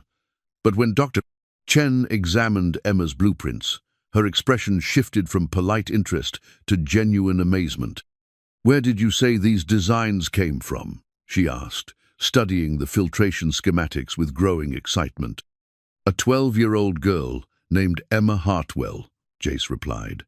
"She died 30 years ago, before she could finish her work." Dr. Chen looked up sharply. "A 12-year-old designed this? That's impossible. This level of engineering sophistication, the understanding of fluid dynamics, solar energy conversion, molecular filtration, this represents years of graduate-level study." Martha pulled out Emma's school photograph. She was what we used to call a child prodigy. Spent most of her free time at the library, reading scientific journals that most adults couldn't understand. For the next 2 hours, Dr. Chen examined every aspect of Emma's designs. She ran calculations, consulted reference materials, and made phone calls to colleagues who specialized in various aspects of water purification technology. "I need to be completely honest with you," she finally said. "These designs are not just viable, they're brilliant." Emma somehow intuited engineering principles that weren't even formally recognized until the late 1990s. Her solar energy conversion system is more efficient than anything currently on the market. Her filtration method combines multiple technologies in ways that no one has attempted. Jace felt a strange mixture of pride and sadness. Pride for Emma's extraordinary gifts, sadness that the world had lost such a remarkable mind before it could flourish. More importantly, Dr. Chen continued, I believe we can build this. My graduate students and I have been working on similar problems for years, but we've never approached the solution from this angle. Emma's design is elegant in ways that our more conventional approaches aren't. Ollie leaned forward eagerly. So it would really work? It would really clean dirty water? Not just clean it, Dr. Chen replied. According to these specifications, Emma's system would purify water to a standard that exceeds most municipal treatment plants, and it would do it using nothing but sunlight and filters that could be manufactured for less than $50 each. The implications hit Jace like a physical force. Emma's invention wasn't just clever, it was the kind of breakthrough that could legitimately change the world. And somehow, through a combination of desperation and chance, he and Ollie had become the custodians of her legacy. What would it take to build a prototype? Martha asked, always the practical librarian. Dr. Chen consulted her notes. 3 months, maybe 4. I'd need to secure funding for materials and graduate assistant time, but this is exactly the kind of project that attracts grant money. There are foundations specifically devoted to developing clean water technology for underserved populations. As they drove home, Ollie was unusually quiet. Jace caught his eye in the rearview mirror and saw the thoughtful expression that meant his son was processing something important. What's on your mind, buddy? I keep thinking about Emma, Ollie said. She was our age when she figured all this out. She was just a kid, but she was trying to save people. Jace pulled over at a roadside park and turned to face his son. Does that inspire you or worry you? Both, I guess. I mean, I'm 10 and I can barely figure out my math homework. But Emma was 12 and she invented something that could help millions of people. Ollie looked down at the portfolio containing Emma's blueprints. What if I'm supposed to do something important too, but I'm not smart enough? The question broke Jace's heart and filled it simultaneously. He got out of the car and sat on the picnic table where Ollie had moved to watch the clouds. You know what I think made Emma special? Jace said finally. It wasn't just that she was smart. Lots of people are smart. What made Emma extraordinary was that she cared about people she'd never met, kids on the other side of the world who needed clean water. She used her gifts to try to help others. But I don't have gifts like that. Says who? Jace smiled at his son. You're the one who figured out that Emma's music box was playing the wrong notes. You're the one who noticed patterns in her drawings that Martha and I missed. You have your mother's heart and your own unique way of seeing the world. Ollie considered this. Do you think Mom would have liked Emma? The question caught Jace off guard, but as he thought about it, he realized the answer was obvious. She would have loved Emma.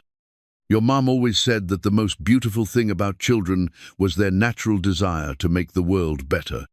That evening, back in Emma's room, they made a decision that would change everything.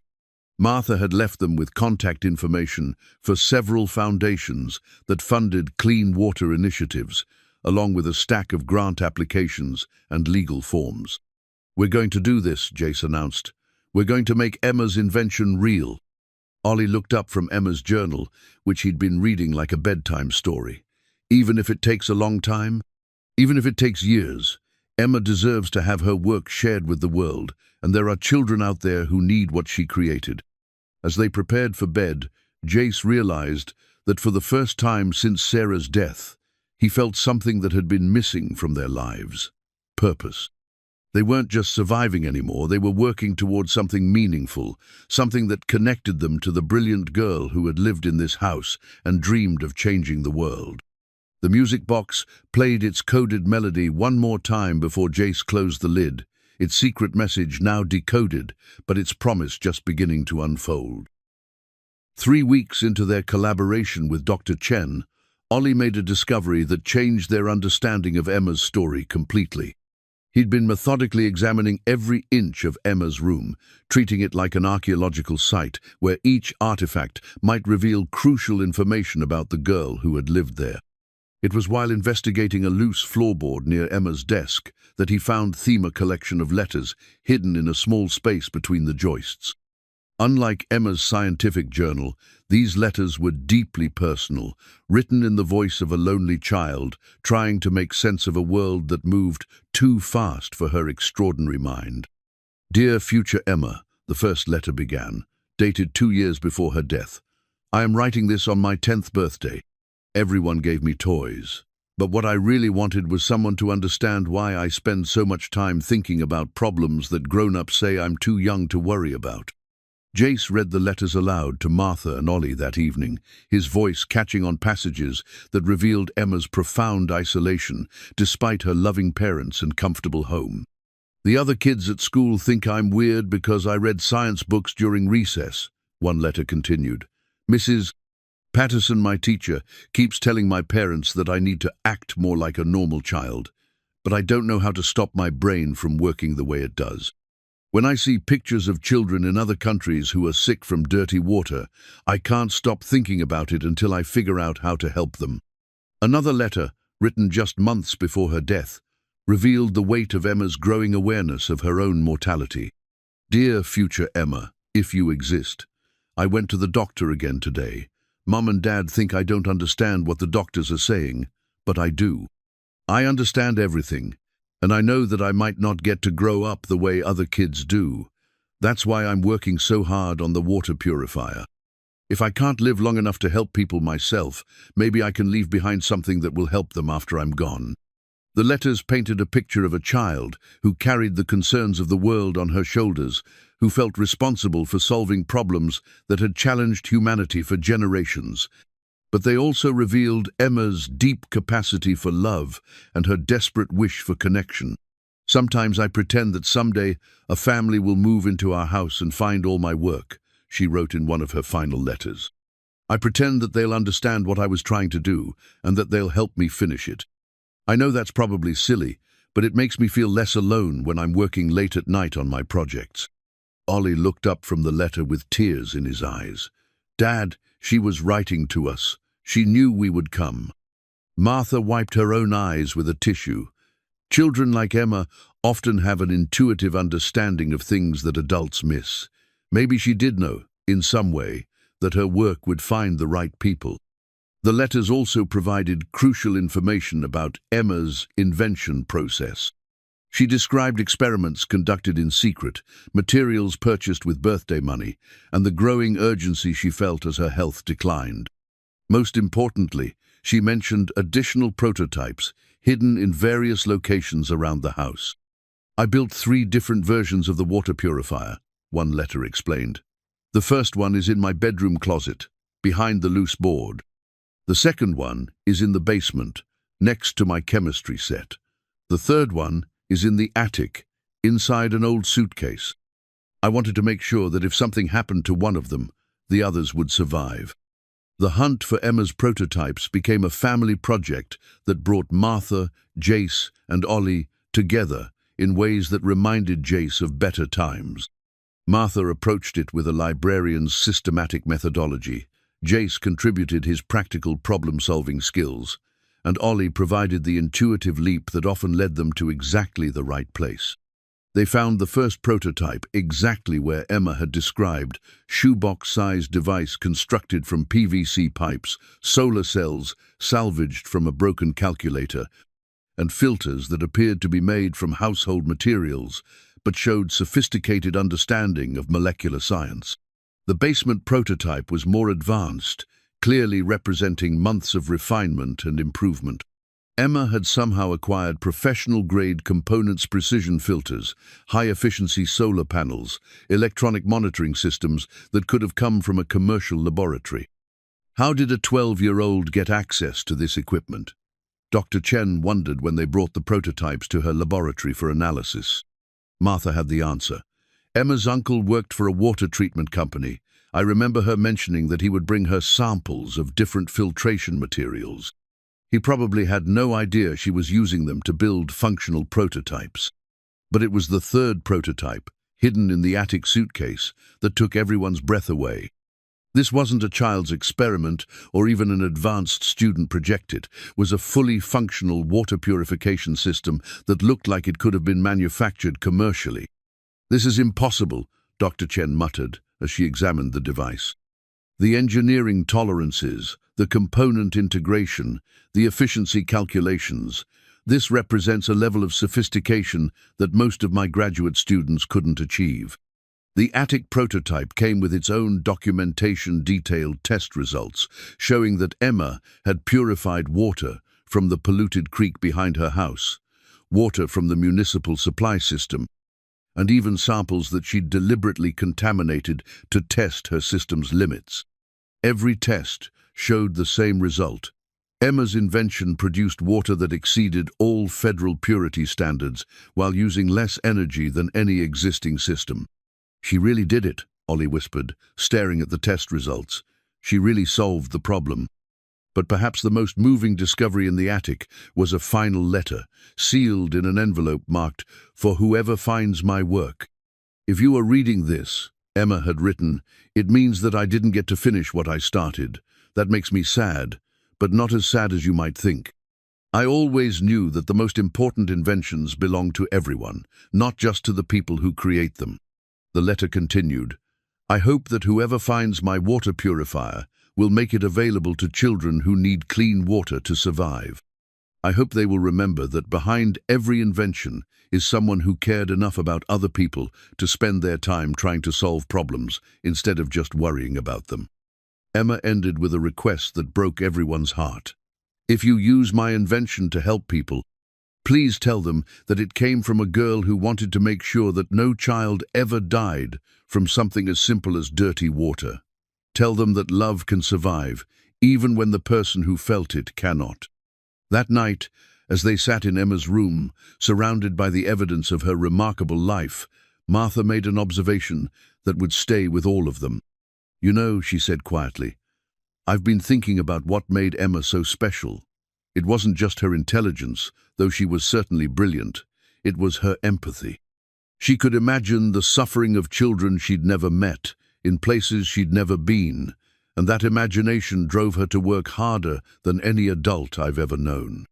Jace looked at his son, who had spent the day carefully cataloguing Emma's prototypes with the same attention to detail that Emma herself had shown. "I think Emma's greatest invention wasn't the water purifier," he said.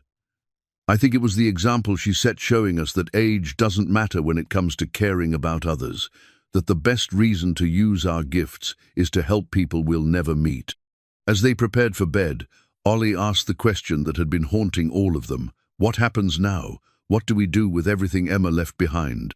Jace tucked the letters back into their hiding place with the same care that Emma had shown when she'd placed them there 3 decades earlier. "Now we keep the promise she asked us to make. We make sure her work reaches the children who need it." Outside, the November wind rattled the windows of the house that had sheltered Emma's dreams and now sheltered theirs. Inside, 3 people who had started as strangers were becoming a family united by the legacy of a girl whose greatest wish was simply to help others survive. The discovery that would unlock Emma's greatest secret came from the most mundane of sources. Ollie's natural curiosity about a jewelry box that sat on Emma's dresser, seemingly ordinary among her collection of scientific instruments and books. The jewelry box was carved from dark wood and inlaid with mother-of-pearl butterflies. It seemed out of place among Emma's technical possessions, more suited to a girl who collected dolls than one who designed water purification systems. But Ollie had learned that nothing in Emma's room was quite what it appeared to be. "There's something weird about this box," he told Jace one Saturday morning as they cleaned Emma's room together. "It's too heavy for jewelry, and listen." He shook it gently, producing a metallic rattle that didn't sound like rings or necklaces. When they opened the box, they found typical childhood treasures: few pieces of costume jewelry, some hair ribbons, a small collection of interesting rocks. But tucked beneath the red velvet lining was something that made Jace's heart skip: a small brass key attached to a ribbon with a note in Emma's handwriting. The key to understanding everything is usually hidden in plain sight, the note read. Look for the door that doesn't look like a door. The search for Emma's hidden door became an obsession that consumed their weekend. Martha joined them, bringing the systematic approach that had made her an excellent librarian. They examined every wall, every closet, every piece of furniture that might conceal a hidden entrance. It was Ollie who finally solved the puzzle, applying the same pattern recognition skills that had helped him decode Emma's music box cipher. He noticed that one section of basement wall was covered with wood paneling, while the rest was exposed, stoner detail that adult eyes had dismissed as typical basement renovation. "Dad, why would someone panel just this one section?" he asked, running his hands along the wood grain. "And look, these aren't real boards. They're painted to look like wood, but they're actually one big piece." The brass key fit perfectly into a lock, hidden behind a fake electrical outlet.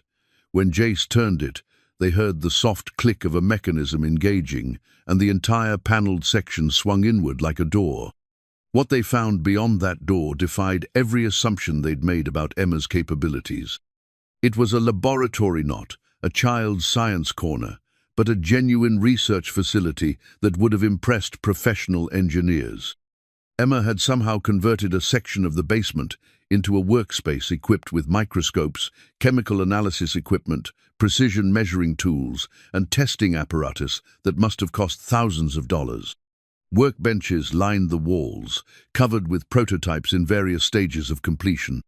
Emma had built dozens of devices, not just water purifiers, but air filters, solar panels, chemical testing kits, and machines whose purposes weren't immediately obvious.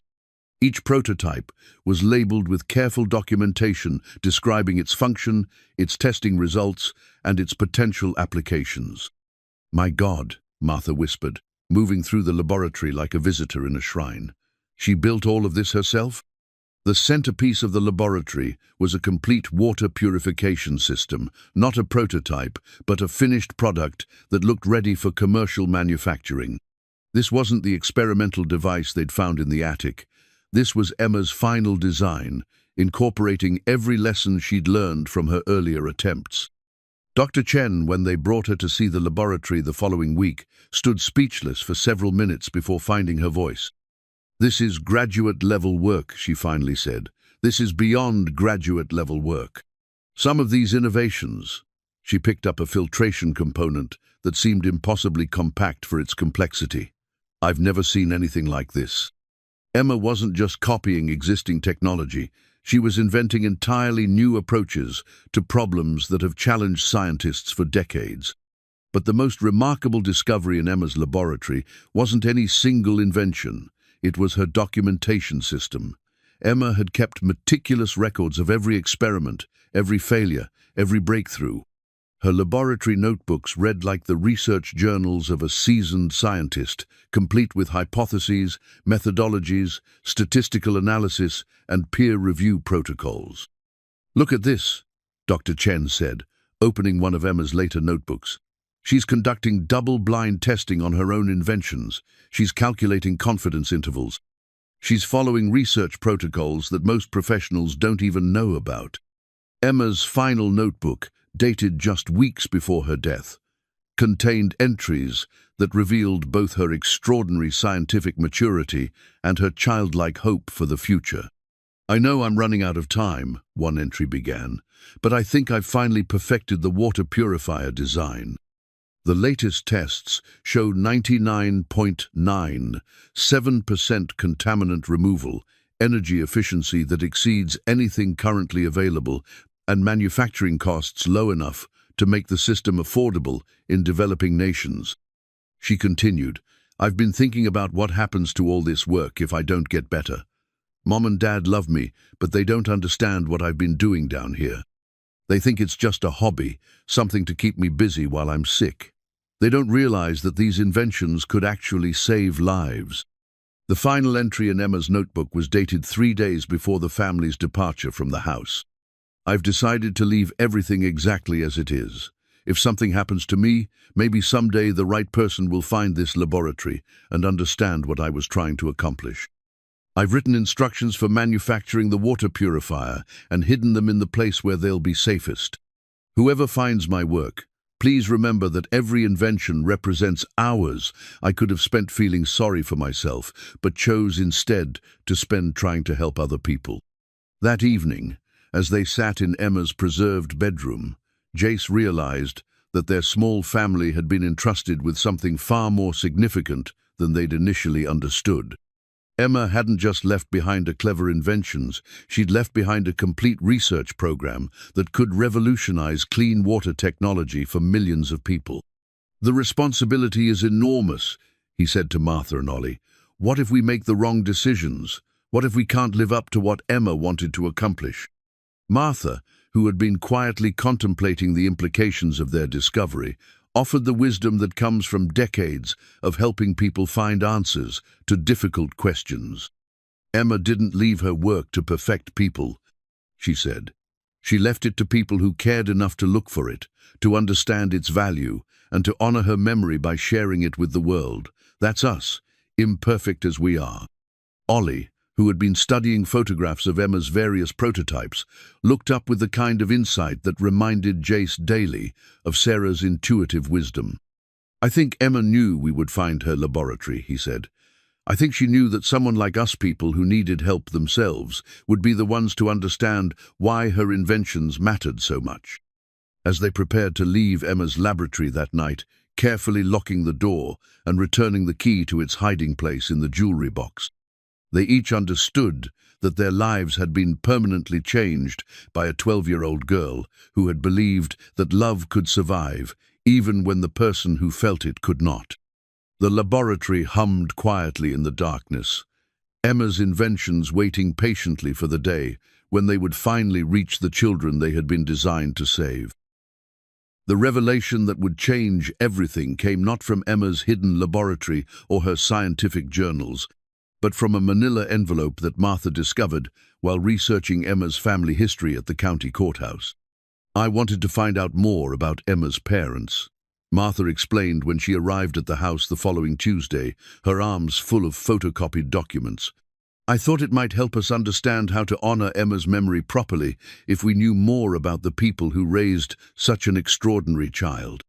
What Martha had found among the public records was a file that painted a picture of a family struggling with circumstances far more complex than anyone had imagined. "Jace, Ollie," Martha said, her voice heavy with the weight of discovery. "I need to tell you something about Emma that changes everything we thought we knew about her story." They gathered in the living room, surrounded by the familiar artifacts of Emma's preserved childhood. But as Martha opened the manila envelope, the atmosphere in the room shifted from warm nostalgia to something far more profound. "Emma didn't just die from a rare disease," Martha began, pulling out a stack of medical records that had been filed as part of the family's insurance claim. "She died from juvenile myeloid leukemia, particularly aggressive form of blood cancer that primarily affects children between the ages of 10 and 15. Jace felt his stomach tighten. He knew enough about childhood leukemia to understand the implications. "The medical records show that Emma was diagnosed when she was 11, Martha continued. "But here's what's remarkable and heartbreaking. Emma knew her diagnosis. She understood her prognosis, and she made a conscious decision to spend what time she had left working on inventions that could help other children survive illnesses she knew she couldn't beat herself." Martha pulled out a letter written by Emma's oncologist to her parents, dated 6 months before Emma's death. "Emma is an extraordinary patient," the letter read. "Despite her youth, she has demonstrated an understanding of her condition that exceeds that of most adult patients. She has specifically requested that her treatment schedule be arranged to allow her maximum time for what she calls her work. While we typically encourage children to focus on normal childhood activities during treatment, Emma's dedication to her scientific projects appears to be providing her with a sense of purpose that may be contributing to her psychological resilience." The letter continued with details that brought tears to everyone's eyes. "Emma has informed me that she is working on inventions designed to help children in developing countries who lack access to clean water and medical care. She has asked me to help her understand the medical challenges faced by children with waterborne illnesses, saying that she wants to make sure her inventions address real problems rather than theoretical ones. I have never encountered a child patient with such mature awareness of global health issues. But it was the next document that revealed the true scope of Emma's extraordinary courage. Martha pulled out a handwritten letter from Emma to her parents, found among her father's papers after his death several years earlier. "My dear Mom and Dad," the letter began, "I know you think I don't understand what's happening to me, but I do. I know that I have leukemia, and I know that the treatments aren't working the way the doctors hoped they would." Emma's letter continued with the wisdom of someone far older than her 12 years. "I'm not scared of dying, but I am scared of dying without leaving something useful behind. I've been reading about children in other countries who die from dirty water, and I realize that maybe I can help them even if I can't help myself. If I can invent a way to clean water that's simple and cheap enough for poor families to use, then maybe my life will have mattered for something important." The final paragraph of Emma's letter revealed the full depth of her sacrifice. "I know you want me to spend more time just being a kid, playing with friends and watching movies and doing normal things. But normal things feel empty when I know that other children are dying from problems I might be able to solve. Please let me keep working on my inventions. It's the only way I can feel like I'm fighting back against the unfairness of being sick." Martha wiped her eyes before continuing, "There's more. Emma's medical records show that she refused several treatment options that might have extended her life because they would have interfered with her cognitive abilities. She chose to remain clear-headed so she could continue working, even though it meant accepting a shorter survival time. The weight of this revelation settled over the room like a heavy blanket. Emma hadn't been a child prodigy who happened to get sick. She had been a dying child who chose to spend her final months trying to save other children rather than extending her own life. "She gave up time," Ollie said quietly, his voice filled with awe. "She gave up her own time so she could help kids she would never meet." Martha nodded. "But there's something else, something that makes Emma's story even more remarkable." She pulled out a final documenter video cassette tape labeled "For Emma's Future Family" in careful handwriting. Emma's mother left this with their attorney before the family moved to California. Martha explained. The instructions were that it should be given to whoever eventually bought the house, but only if they seemed to genuinely care about Emma's memory. Martha had brought a small television and VCR from her own house. As she inserted the tape, the room filled with the soft static of analog recording. Then Emma's face appeared on the screen, not the serious school photograph they'd grown familiar with, but a living, breathing child with bright eyes and a gentle smile. "Hi," Emma said, her voice clear despite the obvious fatigue in her face. "If you're watching this, it means that someone special has moved into my house and found my work. My mum said she would make sure this tape got to the right people, and I trust her to know who that would be." Emma continued, speaking directly to them across 3 decades with the calm confidence of someone who had made peace with her fate. "I want you to know that everything I invented for you. Not for you specifically, because I don't know who you are, but for people like you, people who care about helping others, people who understand that the best reason to use your brain is to make life better for someone else." The video showed Emma in her hidden laboratory, demonstrating her water purification system with the expertise of a seasoned engineer. "I hope my inventions help children who need clean water," she said. "But more than that, I hope they help you understand that being sick doesn't mean being helpless. Some of the most important work in the world gets done by people who don't have very much time to do it." Emma's final message was addressed directly to any children who might find her work. If there are kids watching this, I want you to know that age doesn't matter when it comes to making a difference.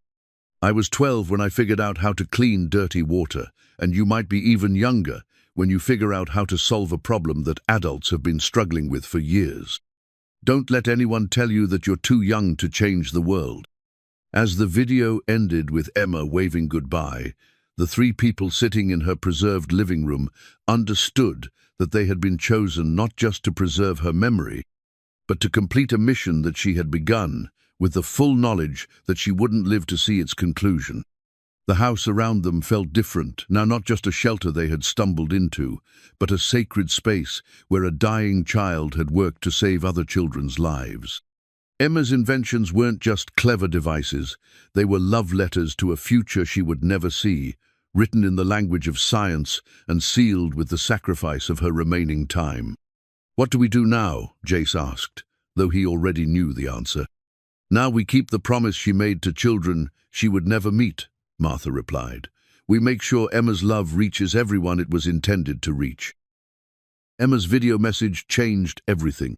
What had begun as a quest to understand the mysterious girl who had lived in their house became a sacred mission to fulfill the dying wish of a child who had sacrificed her own time to save others. Dr. Chen arrived the next morning with a team of graduate students and enough equipment to conduct a comprehensive analysis of Emma's final prototype. The basement laboratory, which had remained Emma's secret for 30 years, suddenly bustled with the focused energy of scientists who recognized they were in the presence of something extraordinary. "I've been awake all night thinking about this," Dr. Chen told Jace as her students set up testing apparatus around Emma's water purification system. "If Emma's invention performs as well as her documentation suggests, we're not just looking at a clever device, we're looking at technology that could legitimately save millions of lives." The testing process took 3 days. Emma's prototype was subjected to every challenge that Dr. Chen's team could devise. They fed it water contaminated with bacteria, viruses, heavy metals, and chemical pollutants. They tested its efficiency under different weather conditions, with varying levels of sunlight, and with the kind of field conditions it would encounter in developing nations. Emma's invention passed every test. "The purification rate exceeds anything currently available," Dr. Chen announced as she reviewed the final results. "The energy efficiency is revolutionary. The manufacturing cost projections are accurate. Emma didn't just design a water purifier, she solved problems that major corporations have spent billions of dollars trying to address." But more than the technical specifications, it was Emma's thoughtful design choices that impressed the professional engineers. She had anticipated every challenge that users in remote locations might encounter, creating solutions for maintenance, repair, and replacement that could be handled by people with no technical training. "She designed this for love," one of Dr. Chen's graduate students observed. "Every component reflects an understanding not just of engineering principles, but of human needs." She thought about the mothers who would use this device, the children who would drink the water it produced, the communities that would benefit from its presence. With the testing complete, the next step was to approach organizations that could bring Emma's invention to the world. Martha had compiled a list of foundations, NGOs, and companies that specialized in clean water initiatives. Dr. Chen had reached out to colleagues at other universities who might provide additional validation and support. The response was immediate and overwhelming. The Gates Foundation requested a full technical briefing. UNICEF wanted to discuss pilot programs in 3 African nations. The World Health Organization asked for detailed manufacturing specifications. Companies that specialized in humanitarian technology began competing for the opportunity to license Emma's design. "We need to be very careful about how we handle this," Martha warned during one of their evening planning sessions in Emma's room. "Emma's invention could be worth millions of dollars in patent licensing fees. We need to make sure that any money generated goes toward the purposes Emma intended." Jace had been thinking about this constantly. The financial implications of Emma's invention were staggering, not just for humanitarian organizations, but potentially for his own family. The patent licensing fees alone could provide financial security for Ollie's entire education and future. But every time he considered the money, he remembered Emma's video message and her letters to her future self. Emma hadn't invented the water purifier to create wealth. She had invented it to save children's lives. Any financial gain had to serve that primary purpose. "I think we need to establish a foundation," Jace announced. something that ensures Emma gets full credit for her invention, that directs any profits toward clean water initiatives, and that continues her work of supporting young inventors who want to help others. Ollie, who had been quietly drawing in one of Emma's sketchbooks, looked up with an idea that would prove to be the key to everything. "What if we make a video like Emma did?" he suggested. "What if we tell people Emma's story so they understand that the water purifier isn't just a machine it's a gift from a kid who cared more about helping others than about living longer herself?" The idea was brilliant in its simplicity. Emma's story was as powerful as her invention, and together they created a narrative that could inspire support for clean water initiatives worldwide. Martha contacted a local television producer who specialized in human interest stories. When the producer heard Emma's story and saw her laboratory, she immediately understood that this was more than just a news story. It was the kind of narrative that could change the way people thought about childhood, illness, and the power of love to transcend death. The filming took place over a week, with careful attention to preserving the dignity of Emma's memory while sharing the full scope of her extraordinary life. They interviewed Dr. Chen about the technical innovations Emma had achieved. They spoke with representatives from humanitarian organizations about the global need for affordable water purification technology. They filmed Ollie and Jace in Emma's laboratory, surrounded by the inventions she had created while fighting for her life. But the most powerful moment came when they played Emma's own video message, letting her speak for herself about her motivations and her hopes for the future. "This isn't just about technology," the producer said as she reviewed the footage. "This is about the triumph of love over despair, about a child who chose to spend her final months creating rather than complaining, about the way extraordinary courage can emerge from ordinary-looking people." As the documentary neared completion, Jace realized that his family had been transformed by their connection to Emma's story. Ollie had found his voice and his purpose, channeling his grief over losing his mother into determination to honor Emma's memory.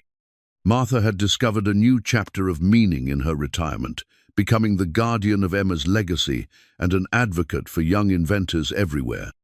And Jace himself had learned that healing sometimes comes not from forgetting loss, but from transforming it into service to others. The night before the documentary was scheduled to air nationally, they held a private screening in Emma's living room. As they watched Emma's story unfold on screen, as they heard her own words explaining her inventions and her dreams, they understood that they had become part of something far larger than their own survival. "She knew," Ollie said quietly as the documentary ended. "Emma knew that someday people would understand what she was trying to do." Martha nodded, wiping away tears she had shed many times over the past months. She also knew that the right people would find her work and carry it forward. She trusted in the future even when she couldn't be part of it. Jace looked around the room where Emma had lived and dreamed and worked, where she had chosen love over self-pity and service over despair. Tomorrow, her story would reach millions of people. Her invention would begin its journey to the children who needed it most. Her example would inspire other young people to believe that age is no barrier to making a difference in the world. But tonight, in the quiet sanctuary of the house that had saved them all, three people who had started as strangers sat together as family, united by the legacy of a girl who had believed that love could survive even when the person who felt it could not. Outside, the winter wind rattled the windows, but inside, Emma's spirit filled every corner with the warmth of a life lived in service to others, a gift that would keep giving long after the giver had been called home. The documentary aired on a Tuesday evening in February, exactly 4 months after Jace and Ollie had first walked through the doors of 1247 Sycamore Street. What happened next exceeded every expectation they had dared to form. Within hours of the broadcast, the phone calls began. Not just from journalists and television producers, but from engineers who wanted to help manufacture Emma's invention, from humanitarian organizations ready to fund pilot programs, and from families whose own children had been inspired by Emma's example. Dr. Chen called at midnight, her voice trembling with excitement. "Jace, You need to know what's happening. I've been in touch with colleagues around the world, and the response to Emma's invention is unprecedented. The World Health Organization wants to fast-track approval for field testing. 3 major manufacturing companies are competing to produce the units at cost. The Gates Foundation is talking about funding 1 million units for immediate deployment. But it was Martha who delivered the news that changed everything. The patent office called, she announced the next morning, her hands shaking as she held the phone. Emma's patent application has been expedited for approval. Once it's finalized, every water purification unit manufactured using her design will bear her name and generate licensing fees for the foundation we're establishing. The Emma Hartwell Foundation, as they had decided to call it, would receive funding not just from patent licensing, but from donations inspired by Emma's story. Within a week of the documentary's airing, contributions had exceeded $50,000 from viewers who wanted to support clean water initiatives in Emma's memory. Ollie had become the unofficial spokesperson for Emma's legacy, his natural eloquence and genuine emotion making him the perfect ambassador for her story. When reporters asked him what Emma would think about the response to her invention, his answer always brought tears to everyone's eyes. "I think she would be happy that people understand why she worked so hard," he would say. "She didn't want to be famous, just wanted kids to have clean water. Now they will, because of what she invented when she was just 12 years old." The technical validation came from sources that carried weight throughout the scientific community. The Massachusetts Institute of Technology requested Emma's original prototypes for permanent display in their Museum of Innovation. The Smithsonian wanted to create an exhibit about child inventors, with Emma's story as the centerpiece. Most importantly, field tests began in 3 locations where clean water access was critically needed. Engineers traveled to rural villages in Kenya, Guatemala, and Bangladesh, carrying Emma's water purification units and the hope that her invention would perform in real-world conditions as brilliantly as it had in laboratory testing. The results exceeded every projection Emma had made in her notebooks. "The units are working perfectly," reported Dr. Sarah Kim, the engineer overseeing the Kenya deployment. "Local families can operate them with minimal training. The maintenance requirements are exactly what Emma projected. Most importantly, the water quality tests show purification levels that exceed international standards. But it was the human impact that truly validated Emma's vision. In Guatemala, a village that had lost 3 children to waterborne illness in the previous year, reported 0 cases of water-related sickness in the 2 months following deployment of Emma's system. In Bangladesh, a school that had been forced to close regularly due to contaminated water supplies was able to maintain full attendance for the first time in years. The photographs that came back from the field deployments showed something that even Emma's extensive planning hadn't fully anticipated. The units weren't just providing clean water, they were bringing communities together. Families gathered around the purification systems, children helped with maintenance, and the devices became focal points for community pride and cooperation. "Emma designed more than a machine," observed Dr. Chen as she studied reports from all 3 deployment sites. "She designed a tool for community building. The units required just enough cooperation and maintenance to give people ownership over their clean water supply without being so complex that they become burdensome." The patent approval came through on a Friday afternoon in March, exactly 6 months after Jace had bought the house for $800. Martha called from the courthouse where she had been monitoring the paperwork, her voice filled with the satisfaction of a mission accomplished. "It's official," she announced. "Emma Catherine Hartwell is now the youngest person ever to receive a posthumous patent for a humanitarian technology invention. Every unit manufactured will bear her name, and the licensing fees will fund clean water projects worldwide through the Emma Hartwell Foundation." That evening, as they celebrated in Emma's preserved dining room, Jace realized that his family had been transformed by their connection to her story. Ollie had found his voice and his purpose, speaking about Emma's work with the passion of someone who understood that age is no barrier to making a difference. Martha had discovered a new chapter of meaning in her life, becoming an advocate for young inventors and the guardian of Emma's legacy. And Jace himself had learned that healing comes not from forgetting loss, but from transforming it into service to others. Sarah's death had broken his heart, but Emma's example had shown him how to use that brokenness to understand the suffering of others and work to alleviate it. The financial projections for the Emma Hartwell Foundation were staggering. Conservative estimates suggested that patent licensing fees alone would generate over $2 million annually, with deployment funding from major humanitarian organizations potentially reaching 10 times that amount. But more than the money, it was the knowledge that Emma's invention would save lives that filled their house with a sense of completion.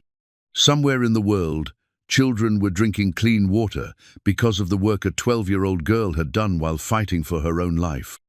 Parents would not lose their children to preventable illnesses because Emma had chosen to spend her final months inventing rather than grieving. As they prepared for bed that night, Ollie asked the question that had been haunting all of them since the patent approval. "Do you think Emma knows?" he asked. "Do you think she knows that her invention is helping kids?" Jace looked around the dining room, where Emma had once sat doing homework that would change the world, where her parents had watched their brilliant daughter work with the intensity of someone who knew time was running out. "I think Emma always knew," he replied. "I think she knew that love finds a way to survive, even when the person who felt it cannot."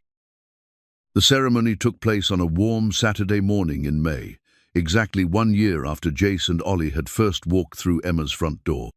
The town of Millbrook had chosen to honor Emma's legacy with a memorial plaque in the town square. But what had started as a simple dedication had grown into something far more significant.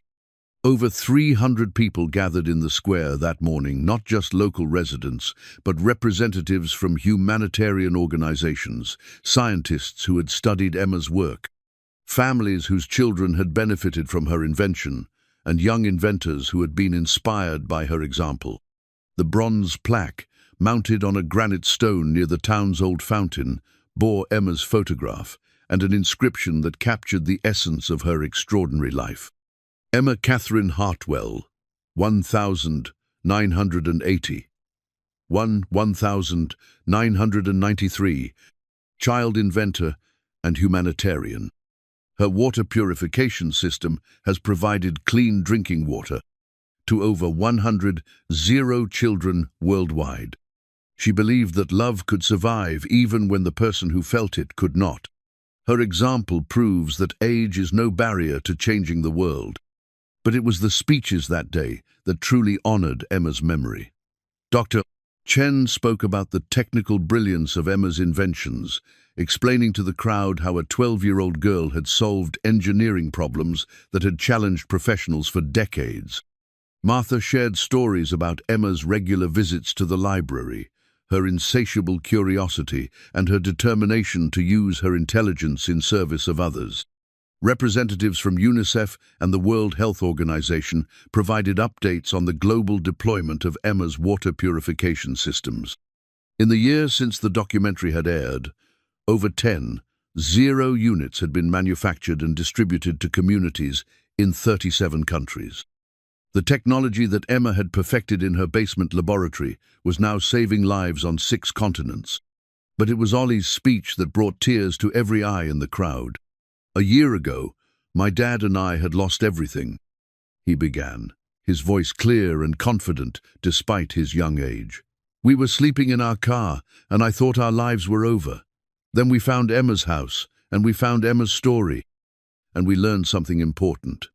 Sometimes when you think you've lost everything, you're actually in the exact right place to find what you're supposed to do with your life."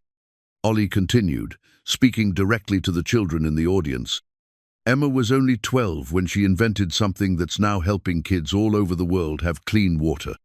She was sick, and she knew she didn't have very long to live, but instead of feeling sorry for herself, she spent her time trying to help other people. That's the most grown-up thing anyone can do, no matter how old they are." He concluded with words that would be quoted in newspapers and remembered long after the ceremony ended. "Emma taught us that you don't have to be big to make a big difference. You don't have to be old to do important work. You just have to care about other people more than you care about yourself. If a sick 12-year-old girl could change the world, then any of us can. After the formal ceremony, people lingered in the square, sharing stories about Emma's impact on their lives.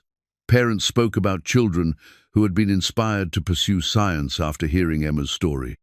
Teachers described students who had started their own invention projects, determined to follow Emma's example of using their talents to help others.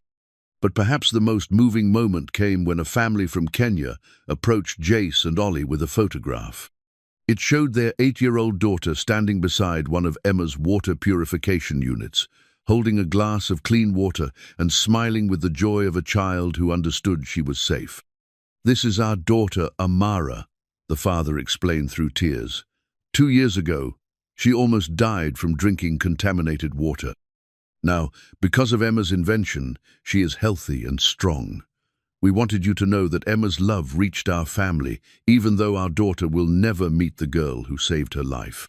The photograph joined the collection that had been growing on Emma's bedroom wall images sent from around the world by families whose children had benefited from her invention.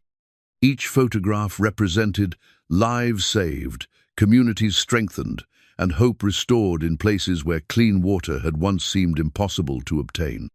That evening, as the crowds dispersed and Millbrook returned to its usual quiet rhythm, Jace, Ollie, and Martha sat in Emma's living room, surrounded by letters and photographs from people whose lives had been touched by her legacy. "Do you think we did right by her?" Jace asked, voicing the question that had haunted him throughout their journey. "Do you think Emma would be proud of what we've accomplished?"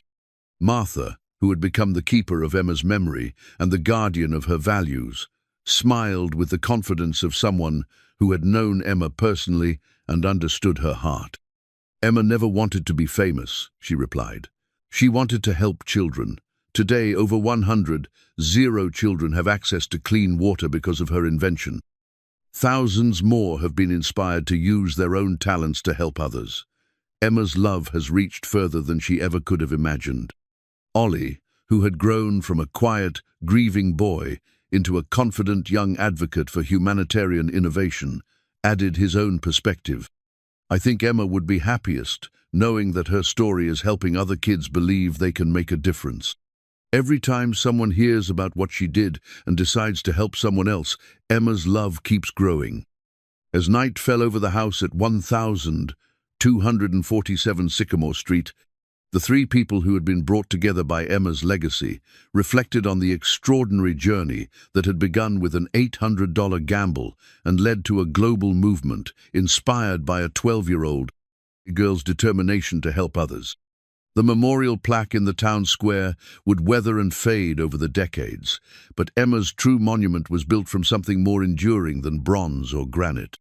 It was constructed from the lives she had saved, the communities she had strengthened, and the hearts she had touched with her example of selfless love. Her invention would continue working in villages around the world, long after everyone who remembered her personally had passed away. But more than that, her story would continue inspiring young people to believe that age is no barrier to changing the world, that love is stronger than death, and that the greatest gift anyone can give is the decision to use their talents in service of others. In the end, Emma Hartwell had achieved the immortality that every parent hopes for their child, not the immortality of fame or fortune, but the immortality that comes from making the world a better place for those who come after us.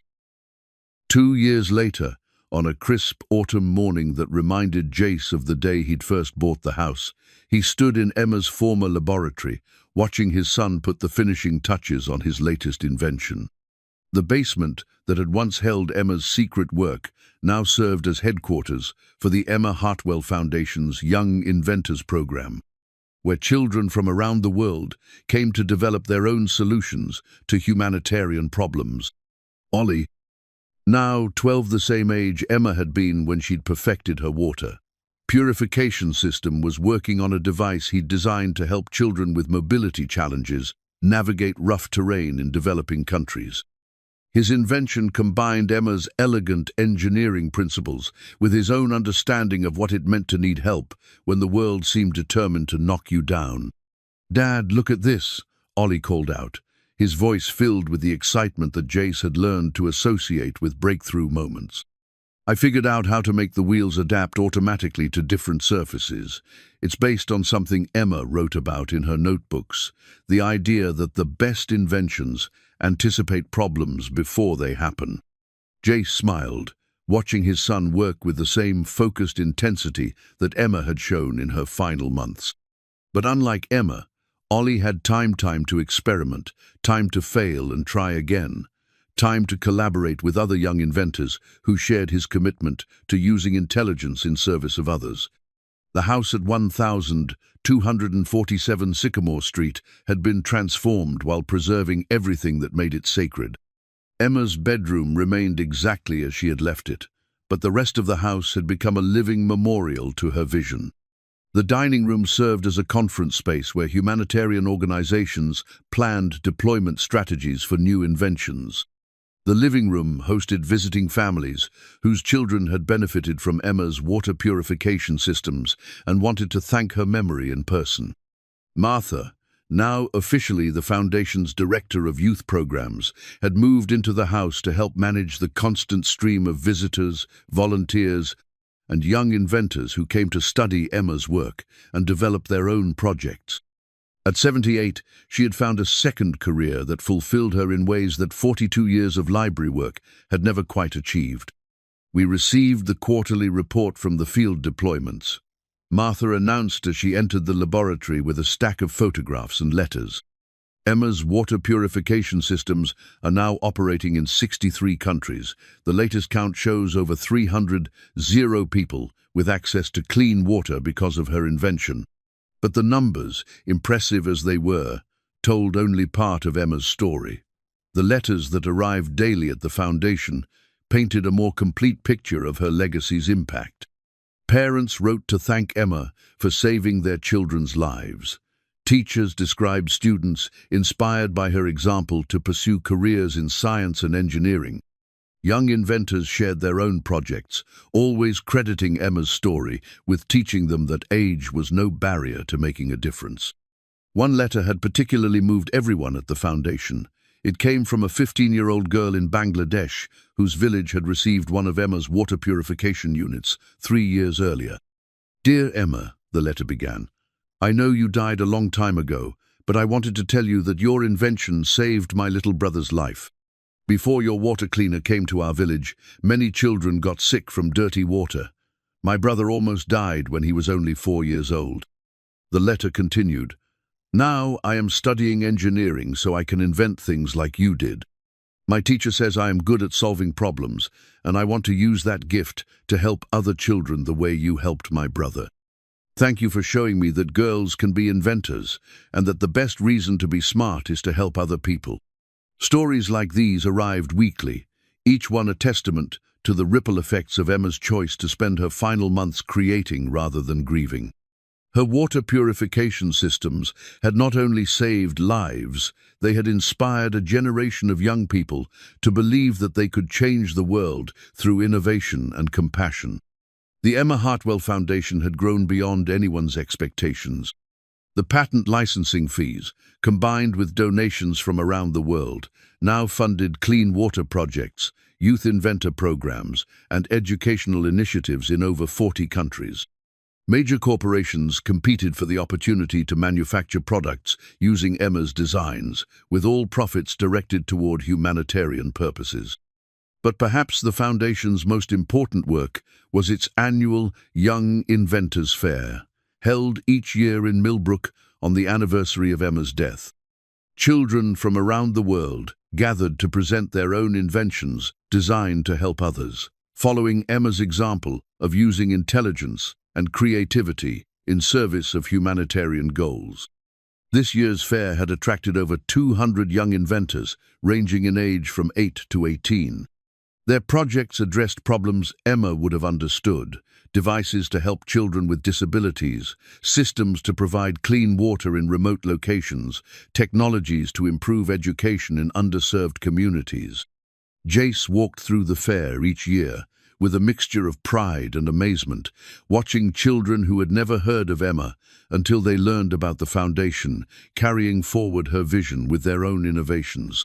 These young inventors didn't just admire Emma's technical brilliance, they had internalized her understanding that the greatest inventions are born from love for people you may never meet. As evening approached on this anniversary day, Jace and Ollie made their way to Emma's bedroom for their annual tradition of reading her letters and looking through the photographs that had accumulated over the years. The room remained exactly as Emma had left it, but it no longer felt like a shrine to interrupted dreams. Instead, it felt like the beginning of a story that was still being written by every child whose life had been saved by her invention, and every young person inspired by her example. "Dad," Ollie said as they settled onto the floor beside Emma's preserved desk, "do you think Emma knew that her story would inspire so many other kids to become inventors?"